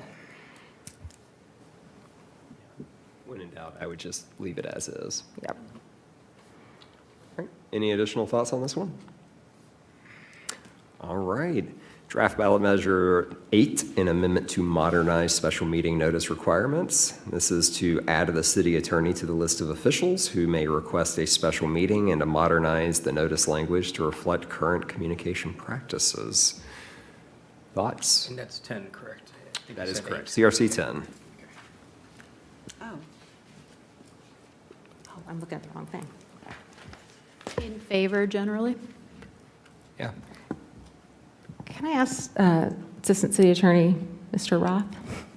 Are we weird that we don't have the attorney listed? Why would the charter not? Of course, you should be able to call a special meeting. I would think so, but I don't know compared to other places. Has there been a situation that the city attorney needed to call a special meeting for some sort of reason, economic development purposes or something like that, and they weren't able to, communicate to council leadership or something like that, that a meeting should be called for a situation where it's better if the From what attorney I have seen themselves- here is when that is necessary, they just get someone on council to Right. make the motion. I mean, it's never happened that I know of, and what happens is, first the council president would have to say, no, I'm not going to do it. Then the mayor would have to say, no, I'm not going to do it. And then majority of, or 3 out of 5, or 3 or 4 of council have to say, no, we're not going to do it. If they all say no, then you don't do Yeah. it, because they don't want to listen to you, then you don't do it, But It's you council's meeting, not the city attorney's meeting, yeah. Ultimately, though, you would think that if the city attorney felt that something needed to be called, council leadership, the mayor, whoever is able to call a meeting say, could, yeah. they would want to. I think all of this goes back to we have like so many measures that surround the city attorney, and it kind of all falls on whether we change the appointed versus not, because I would argue if if they are elected, then I would say no brainer, they should be able to call it. If they're appointed, then maybe it wouldn't be, so. Well, that's interesting. I think either way, it would apply. I mean, whether you're elected or appointed, having the right to call a special meeting would, I think the issue here is who all is listed. There's like a list, mayor, majority of council, and it's, how I took this is city attorney role is critical, should be able to call a special meeting. Why is it omitted? So, but you bring up a good point that it'd be interesting when we talk next week. Yeah, I mean, I don't think there's any harm in extending that opportunity to the city attorney, and to your point, either way. But it is something that I think is intertwined in that bigger conversation.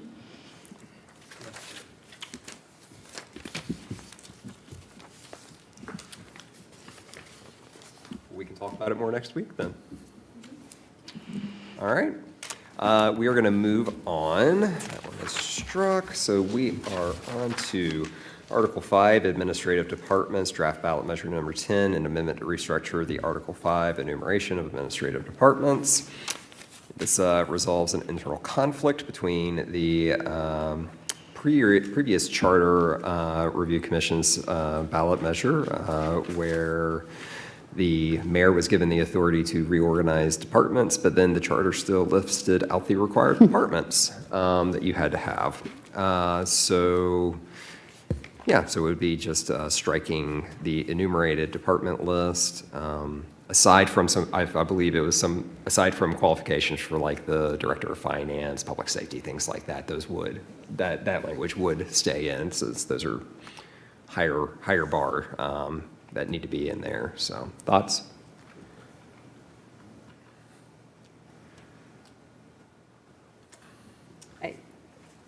Remind me, I think that what was suggested was that literally all the department names would be removed. And then Correct. I think in lieu of that, I want to say it might have been Director Vellum or it could have been the mayor, mentioned that instead there would be some type of a paragraph describing city administrative functions. Is that what you guys understood? I don't know what that looks like, but I know something was sent. I just haven't looked at it recently. Yeah, they sent something just right along those Yeah, lines. there was draft language. Let me see if I've got it here. But I guess This as far as was- scoring, we would be saying that we don't agree with the department names in there. That's what we're. Well, so weighing in on. essentially, the prior Charter Review Commission gave the mayor the authority to be able to organize, remove, create, destroy departments. But then the actual charter language still was prescriptive on which departments needed to be held. So essentially, yeah, it was like the Department of Public Service and Engineering, Parks and Rec, Human Resources, all of that language would be struck from the charter. Then the mayor would have the flexibility per what was adopted at the last ballot measure, would have the authority to be able to organize however the mayor saw fit the administrative departments. There'd still be requirements around like director of finance. Like I think there was suggestion, let's see, department directors shall be selected on basis of expertise and administrative qualifications with special reference to experience in and knowledge of accepted practices and respect to the duties of the office as established in this charter or ordinance by council. And then there's specific call out that director of finance is appointed by the mayor shall be the chief financial officer, exercise powers, duties, and functions required by the state law of Ohio charter, shall provide full and complete information concerning financial affairs, financial status, would maintain the Department of Public Safety, Division of Police, Division of Fire. So yeah, it was just generally giving the reorganization powers that were given at the last, back in 2021, and kind of finishing the job and the charter cleanup. To me, I think it makes sense because it's kind of contradictory,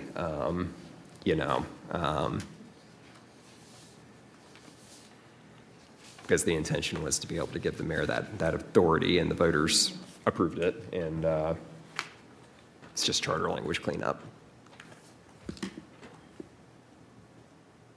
So, thoughts? All right. We will move on. Draft ballot measure 11. This is for Planning Commission, an amendment to reform Planning Commission attendance, removal, and member accountability standards. We did strike one item from this, so essentially it was changing the absence thresholds for planning commission and those attendance standards, eliminating automatic removals, and changing the definition of just cause for removal. Thoughts? I believe this was just cleanup too as well, right?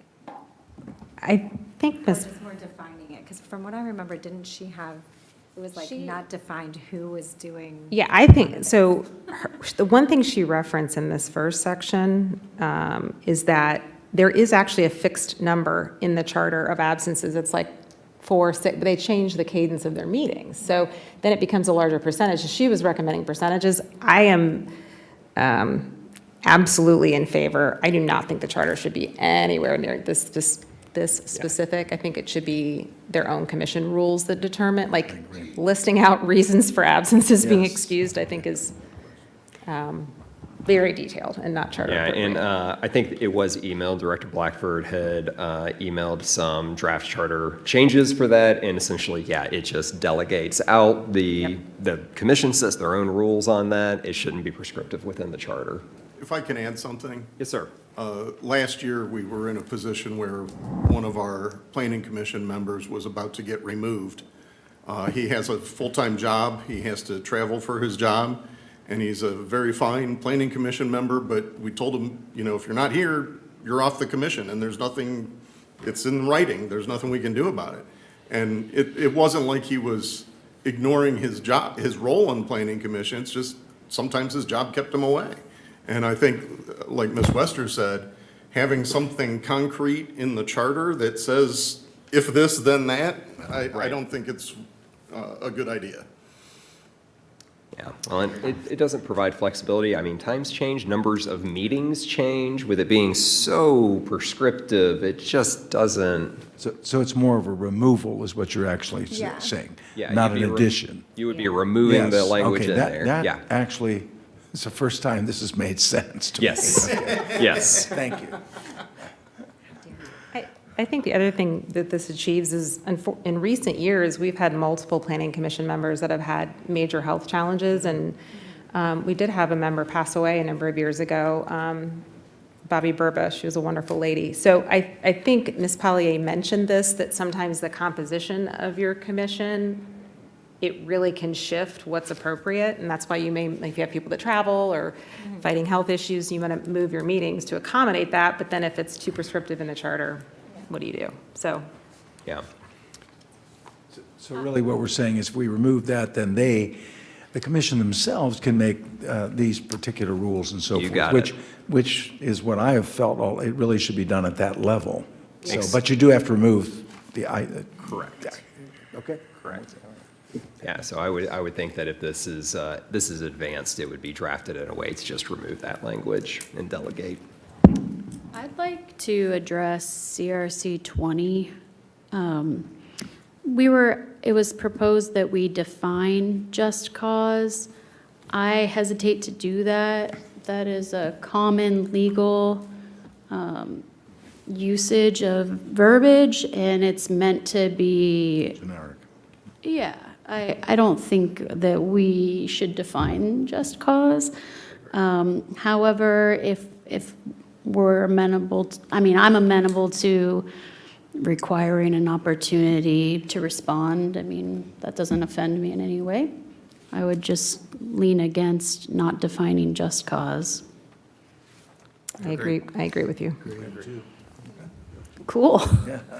Nice. It's done here. Yes. Moving on. Jamie loves a debate, but she also loves when everybody agrees. Yes. So question. Much easier. Question then. Yes, sir. How, so we have several different things there, but we're all still trying to get to the same place, still Yeah. based upon removal, but how do we talk just to the, do you see where I'm coming? Just that final piece Yeah. there. Yeah, because I think the draft language here that was provided, it did provide a bit of a definition, but the language that was suggested was removal for just cause shall be determined by the appointing authority in accordance with the provisions governing such appointment. For purposes of this section, just cause shall include, but is not limited to, attendance, failure to perform duties of office, violation of applicable law or ethics requirements, or conduct that substantially interferes with the effective operation of the commission. Prior to removal, the member shall be provided notice of the basis for removal and an opportunity to respond to the appointing authority. So, I think along the lines of what he was saying is, we could vote yes on 17 and 18, but no on 20. yep, Okay. absolutely. Good, okay. That's what I'm asking. Yeah, there we go, okay. Much better stated. Because we're prioritizing every single one, correct? We're not we're not doing Yes, everyone. chunks, yeah. Yeah, and I mean, ultimately, we can provide direction for drafting Right. and say, we don't really want that one included in there. Yeah. Yep. And I think just the tone and what we're discussing here will help provide a guide if that is determined to be drafted. So I feel like there's a consensus that probably not have that section in there. Correct.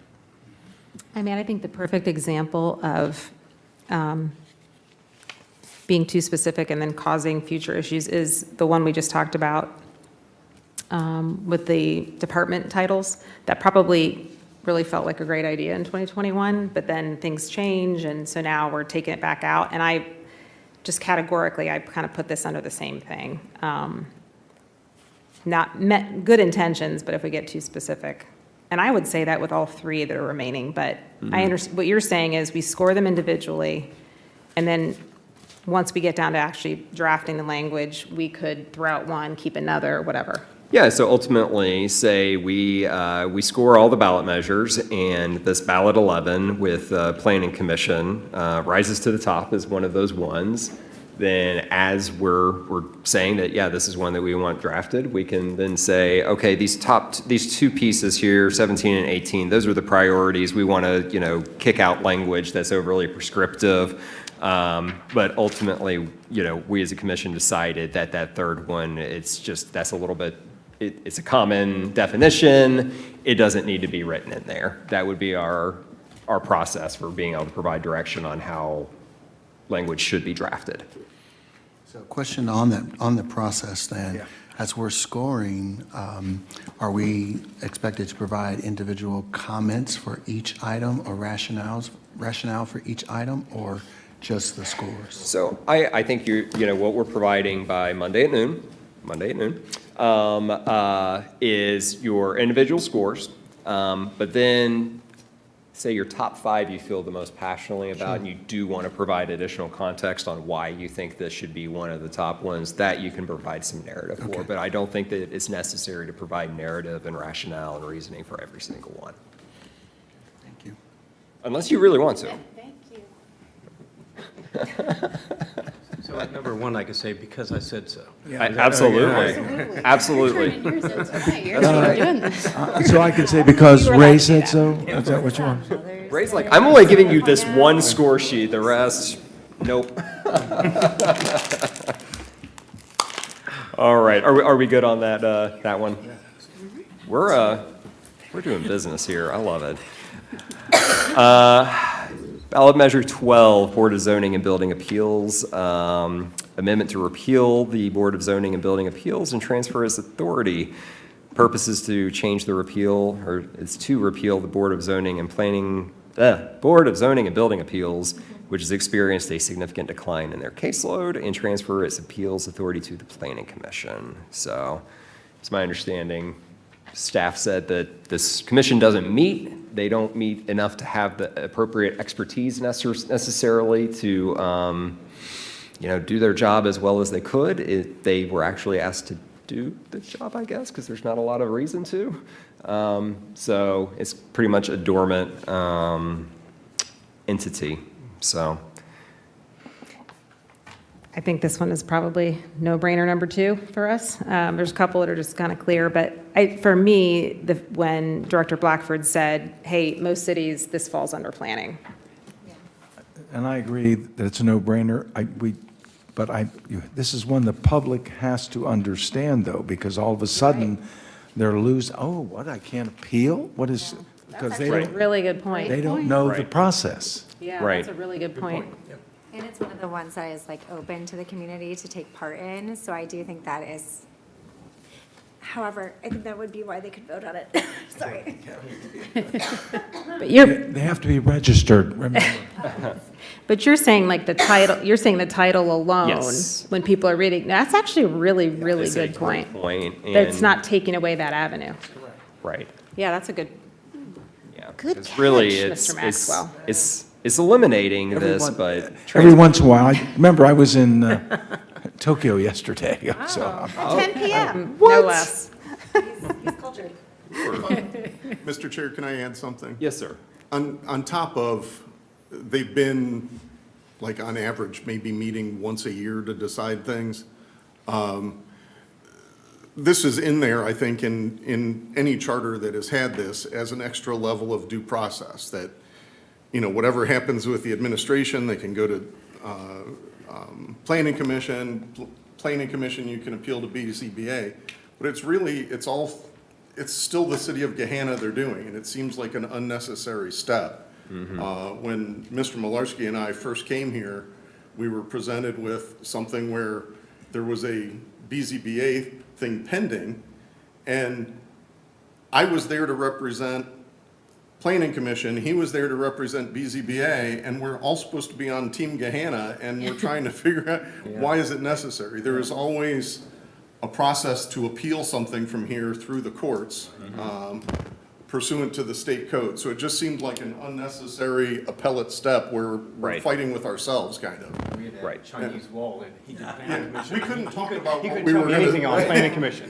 We couldn't talk about what we were gonna do that night, Yeah. you know, it's silly.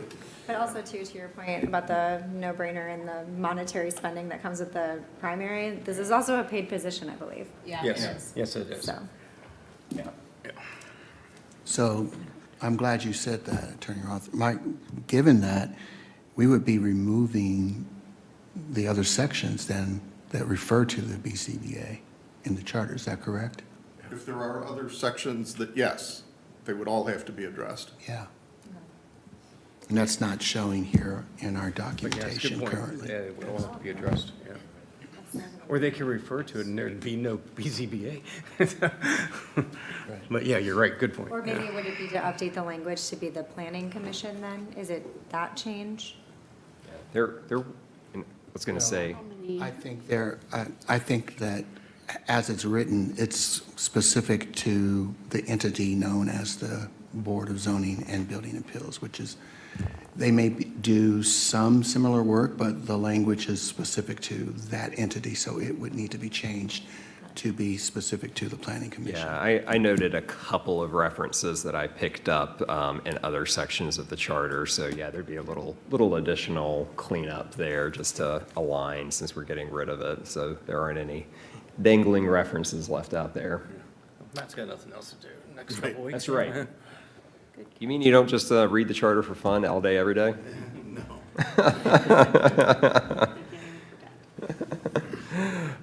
All right.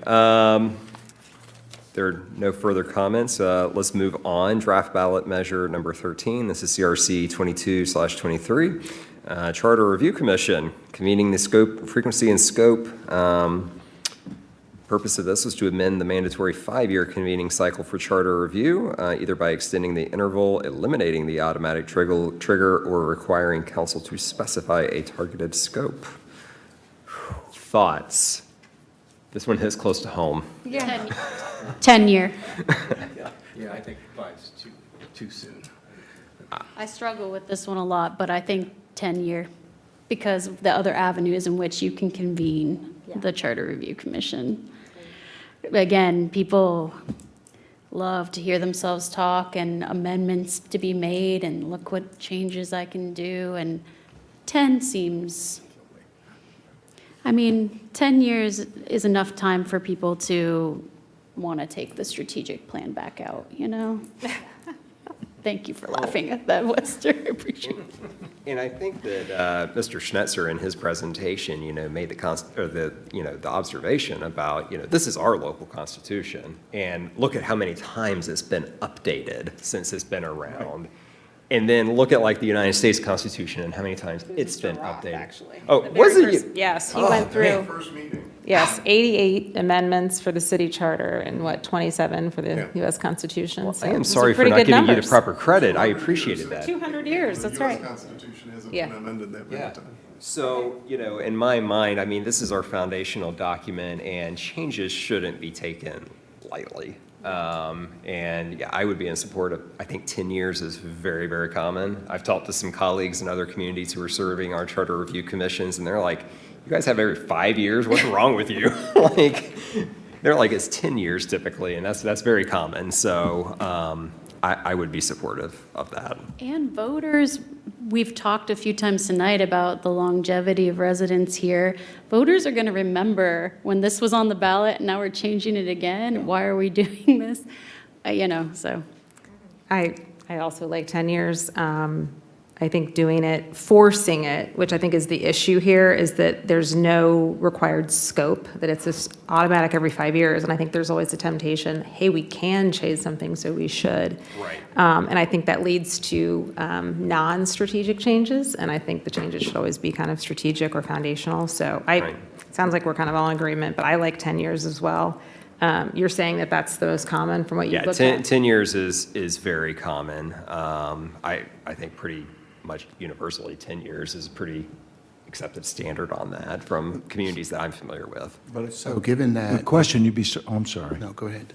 You'd really be serving for 10 years then as Well, well. that- That was what you were going to say, I was wasn't going it? to pull it up. 22.01 talks about the composition and term. Yeah. So, I'd be interested to look at how other charters contemplate that. I'm sure that there's some way around, I mean, as much as I would love a 10-year term serving the city of Gahanna, I'm not sure everybody else wants that Well, right now.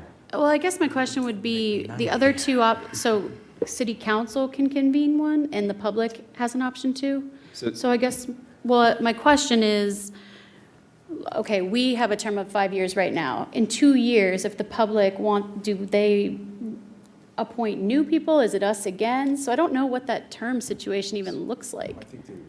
Sir? I haven't looked at that language specifically. I thought that the public can bring forth charter amendments, not bring forth a Correct. charter commission. Yeah, I it's think just it's by like council. 10% of electors or something like that, they're able to bring forward, and then Okay. council would So have to it'd be move it like to the one specific ballot. issue, they get Right. signatures, they can put that issue on the ballot. Council can do the same. It's not doing a commission, with Yeah. lots of meetings over 6 months kind of thing. And I mean, technically, couldn't council convene a working group That's what I to was make gonna ask. Yeah, I think suggestions? so. And then council could then say, hey, we want to vote and advance this, by a majority to the ballot, or by 5-7, they can do that if they so choose.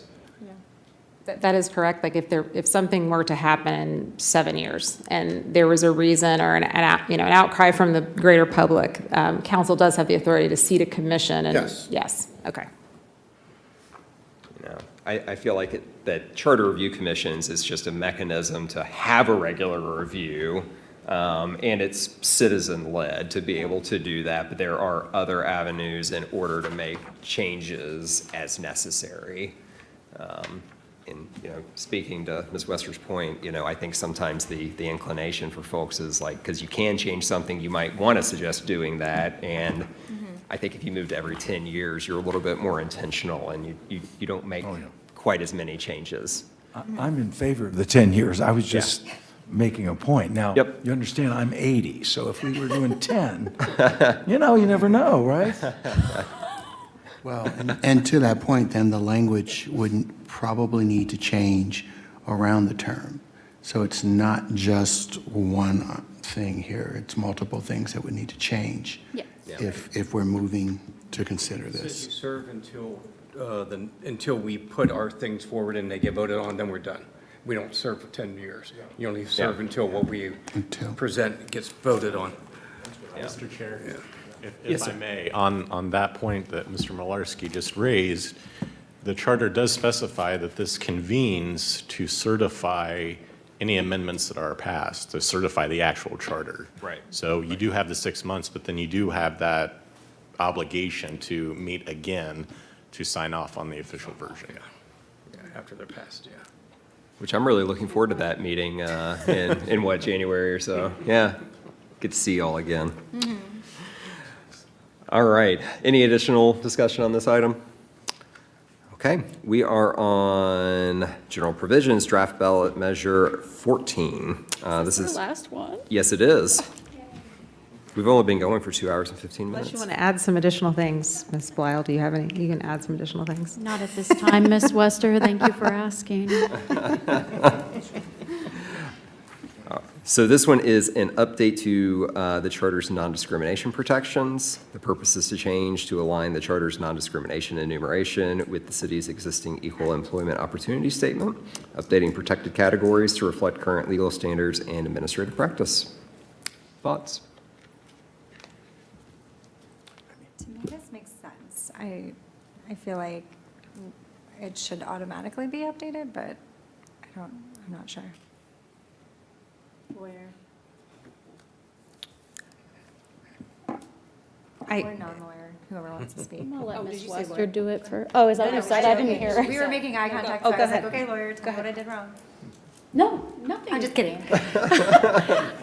Putting you on the spot.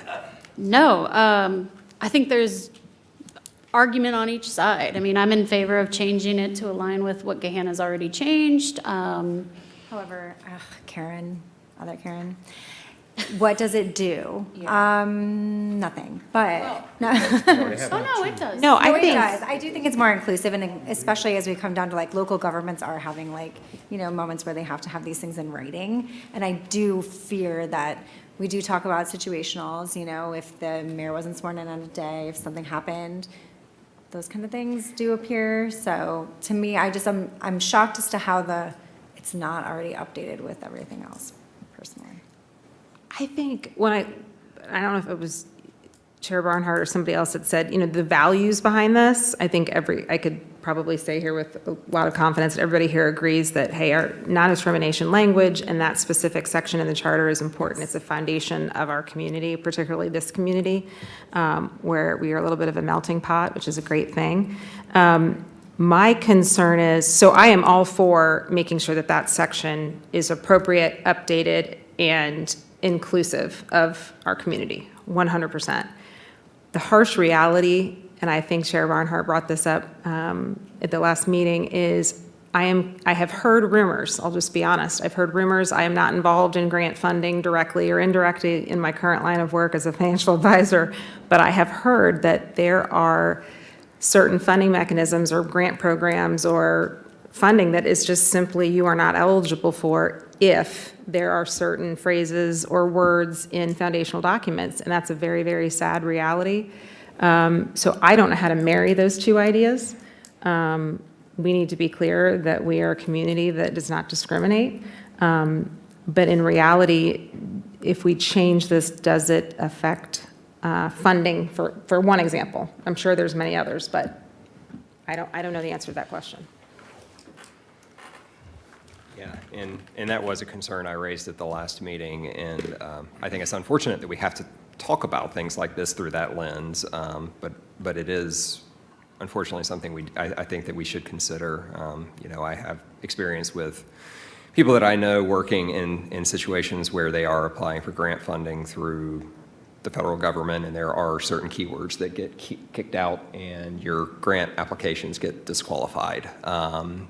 Because of that singularly? Because of those certain words or phrases or value statements. And it's unfortunate, but it is, I think, a realistic fact that we need to think about, just because that is kind of the environment that we are in. And I wouldn't want to put the city in a situation where we're potentially needing to, get infrastructure funding through the federal government or something to be able to support a project that the city needs, and unfortunately, our grant proposal gets denied. It's hypothetical, but I think that is something that is real enough that we should at least consider it. So if I could, we've been talking tonight about aligning things, and I think Ms. Jones presented this for the purposes of, certainly from the perspective of representation and all the things that we've talked about earlier, but also from the angle of alignment. And we already have, our EEO documents, we already have operational descriptions for who Gahanna feels is considered a resident of this locale. And so, again, given what you said about the times and, those kinds of things, those other documents would need to be changed too. I mean, it would be affected across the board. I think it's a matter of where Gahanna decides to stand, where the people of Gahanna decide to stand right now at this time. And I would argue that we have a great opportunity to allow the people to decide that. I think this proposal, or proposed amendment, just even on the surface of alignment, if you took everything else out, if we're following suit to say that the descriptions of divisions here, the Parks and Rec, and we want to align that language. We want to align the other language about terms. We want to align. Then we should follow suit to do that with this as well. So, I've got 2 devil's advocate points here. Shocker. To my own opinion, I think also. But something to consider, and I think Mr. Malarski may have raised this, but what happens if we put this forth to the voters and they vote it down? There's no legal requirement to go back and change everything in our city that we've, aligned with our vision. However, is it best practice if the voters have voted this down, then do we have to roll back some of our, and again, it's not a legal issue, it's just a best practice political issue as to whether or not then the city has to consider rolling back what they've extended to people to consider best practice. Second devil's advocate point, and I'm generally for this, but when you start extending past the federal requirement and you start adding in your own categories, in an effort to be inclusive, you also become exclusive when you're picking and choosing now what is acceptable to Gahanna. Yeah, like these are the people that are important to Gahanna. It's no longer just we're following federal law. Sorry, I can't talk because I'm so tired, but we're not only saying we're compliant with federal law, we're saying these are the categories of people that Gahanna values. And so if you're not in one of these listed categories, something to consider. I think I said something similar. If it's exclusion by omission, if you keep getting more and more and more specific beyond federal law. That being said, this is extremely important to the fabric of Gahanna. So I'm not dismissing the values behind it or the purpose behind including this in the city's foundational document of the charter. That's for sure. But those are very good points.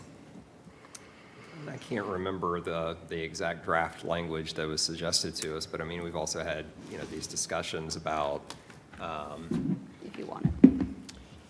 We've had the discussions about being overly prescriptive as well, like in our discussions here, and,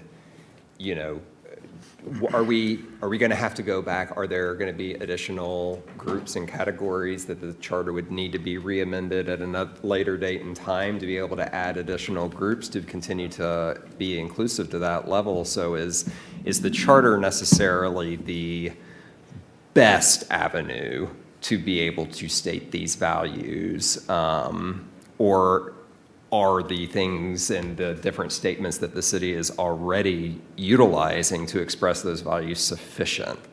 And that's where I'm just like, are we going down a path, like we've very consistently had a thread in our conversations that we're not wanting to be overly prescriptive with many of the things that we've talked about drafting, and this is one where we have explicit categories and groups that are being listed out within the charter, and I'm not sure if that aligns with how we've been treating our review here. And I wonder if it just opens us up to, having to amend again.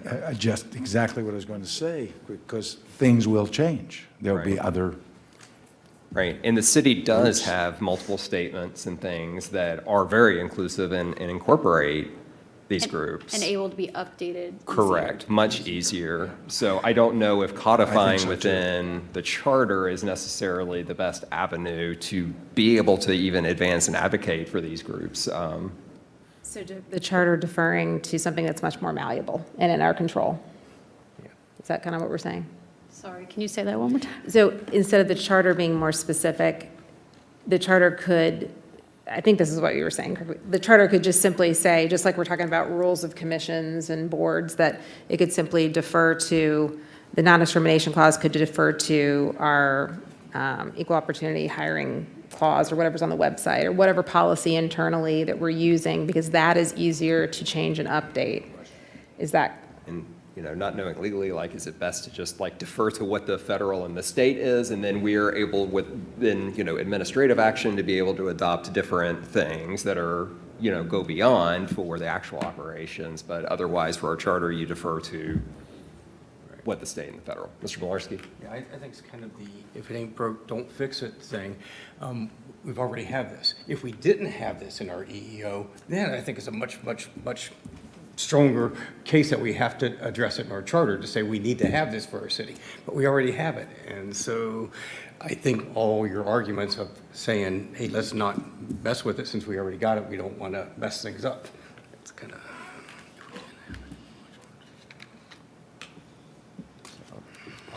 I would also add that the current EEO language is the language of the state of Ohio. So to add that to our charter is just simply following what we are already following, Not which in the is the state. Constitution of the state. And that's what we're changing the Constitution here, and that's not in the state Constitution. Where are you seeing that? As far as the EEO regulations, yeah. As far as where did you see that it aligns with the state? The state of Ohio EEO Oh, categories. thank you, yeah. okay. not- Sorry, I thought you were saying Not the Gahanna, got it. Constitution. Not in the Constitution, same thing, yeah. one more comment, just that when I first listened, I thought, oh, yes, that definitely should be it. And then as I got thinking about it, it's exactly right. We don't want to be so pigeonholed in the charter. And I think that's, sometimes I forget, I'm thinking it's more of a administrative issue or something. It's not. I think it's too specific. Yeah, I Doesn't think, need to be. I think all of us would agree that inclusion is important and in the fabric of Gahanna and what we all want to see. So these are just all points to consider. And I go back to actually the Chair Barnhart's strategic planning rationale is like, I agree with him wholeheartedly on how valuable a strategic plan is, in the same way that I wholeheartedly believe that inclusive practice and even like that resident versus voter language in there, I think it's important and valuable and integrated, or should be integrated into the fabric of everything we do in Gahanna.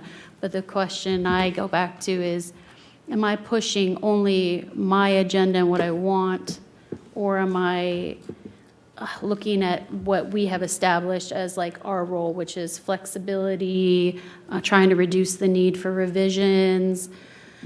So that's what I'm grappling with this one in particular. Similarly to Mr. Maxwell, I'm very much like, this is, for me, a no-brainer. And now, I don't know. I was going to say, and now, And I Have I think, touched myself I think the conversation is great. I think my concern with regards to the conversation is the zeroing in on terminology that at the current time, people feel would be detrimental from a funding perspective, or detrimental from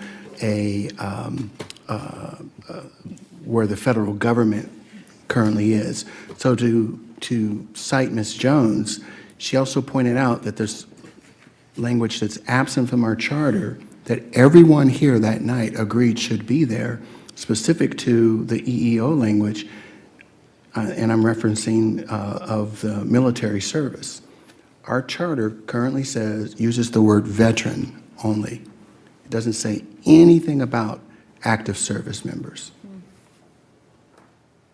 So I mean, I hear what we're saying, and again, I think it's related to what some might feel would be controversial terms.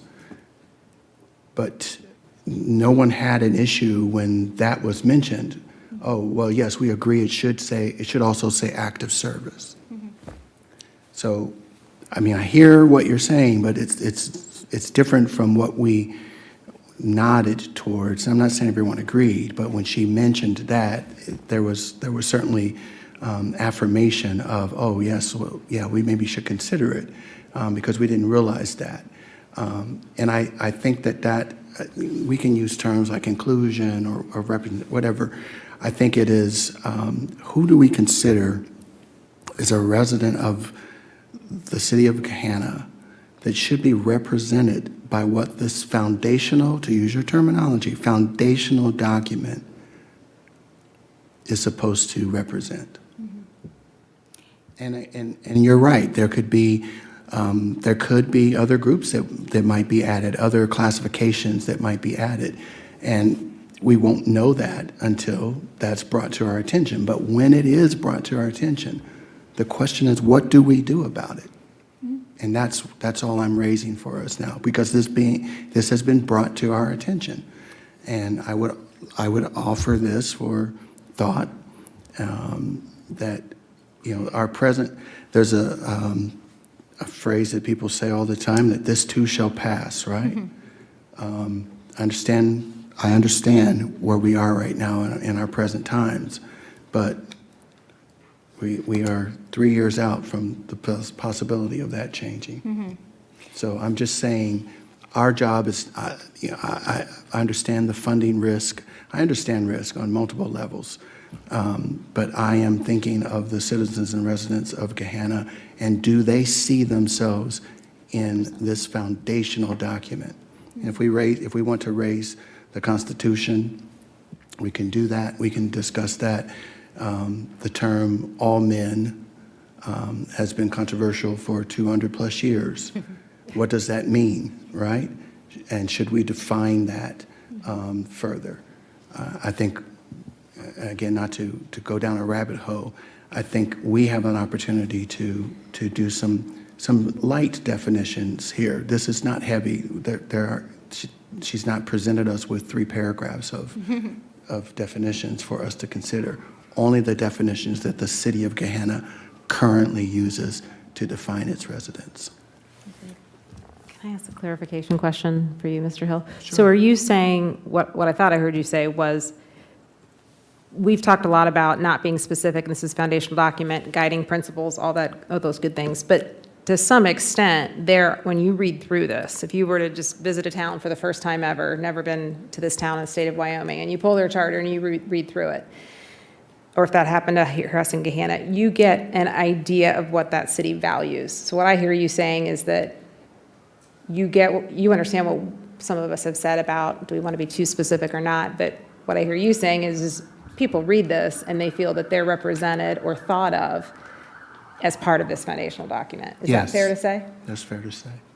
Okay. And again, I'll just use the example of the veteran, right? I think that veterans see themselves represented here in the city of Gahanna as being valued, right? I mean, we've got a monument to them right out in front of Lincoln High School, right? We have the park, down the road here. And I can cite other examples, like physical, specific examples. I don't know that if an active service person picked up this charter, if they would feel the same way until they become a veteran, right? And so I think we have an opportunity, because here what we're saying is this is what we value here in Gahanna, right? Some other community may value something different, but we're citing this as an example that is not specific to the letter that I think we're talking about here. What I'm hoping that we are discussing here is, if I say, military service. We're saying anybody who thinks enough of this country to serve. So I can see myself in that. I can see myself in that even if I don't serve, because what this says is this city respects those who do. So that's really what I'm speaking to here. I hope that's helpful. I would agree that I don't think my personal inclination is to make this decision based on what we could potentially lose financially. I think it's a consideration. It doesn't move me to not put it in, but that doesn't mean voters won't think that. As far as like exclusion by omission, we could always alter it to add language. This list is not exhaustive, or we are, and again, my brain's not working, I apologize. This will not be, it'll be more put together, but this is an all-inclusive city or something of that nature, and expand it if we need to, I don't know. And please note that my comments are not void an understanding of the risk at play here. I think we have a unique opportunity that goes beyond that risk. And not just for this, I mean, for all of the work that we are doing, all the conversation that we've had tonight. I think we all are bringing not just a level of passion, but a level of thoughtful commitment to doing what is best for the city, not best for ourselves individually, not even best for our fears or concerns, but more so best for, at the end of the day, what is going to benefit the voters of Gahanna, the citizens of Gahanna. And so I agree with you. I think that, providing language that gives us flexibility, I love that term. I believe that we should make this as flexible as possible, but not so watered down that it doesn't state what we truly believe and what we truly think should represent Gahanna. That's all. Mr. Hill, I'd like to hear your opinion on what happens, what should Gahanna do, next steps, if this is voted down, if it's presented to voters and voted down? I believe the attorney that she stated last week that even if that happens, it doesn't necessarily mean that the EEO statement has to be changed or that other things have to be changed. It does not. It's just specific to this particular vote at that point. And she says essentially that it rolls back to the language that's currently there. Correct, but you don't, if our voters voted down, is that not saying something to our local government about needing to change?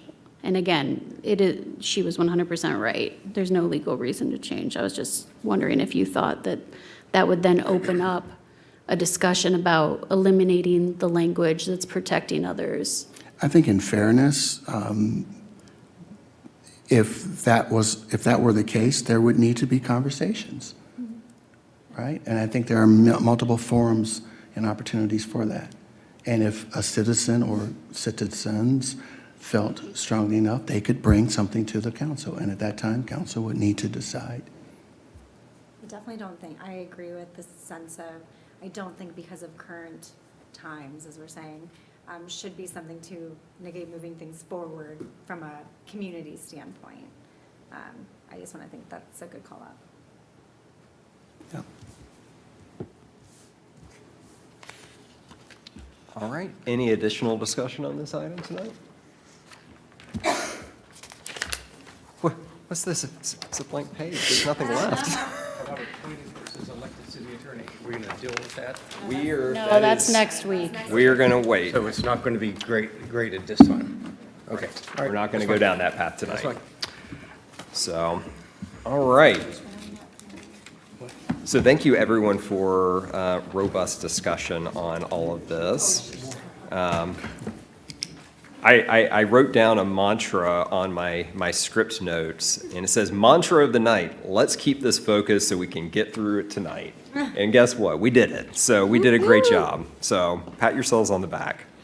So moving on, correspondence and actions. Have commissioners had any correspondence or communications they'd like to bring to the attention of the full commission tonight? Hearing none, Mr. Clerk, are there any items of correspondence to bring before the commission that have not already been communicated? No, sir. Seeing none, we'll move to poll members for comment.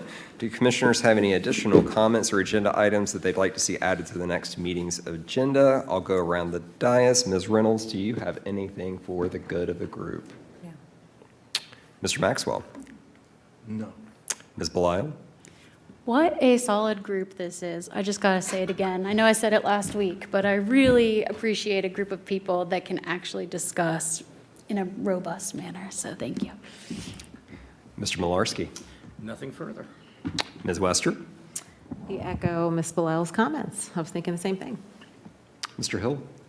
Only that I will be absent next week, and the week after I shared that in my communication. And so I'll make sure that I send my information forward so that you have that for consideration. Awesome. And I will just echo some of the things that were just said by those beside me. I think I said it a little bit earlier, I just appreciate the fact that we have these opportunities to have these discussions, because there have been items that I've come in and I thought that I had a pretty calcified, solid opinion on how I thought and where I was going to fall. And then hearing my fellow commissioners, your thoughts, I need these days to be able to think now. So I just appreciate the robust conversation. And with that, and those wonderful words of encouragement, I would like to request a motion to adjourn, please.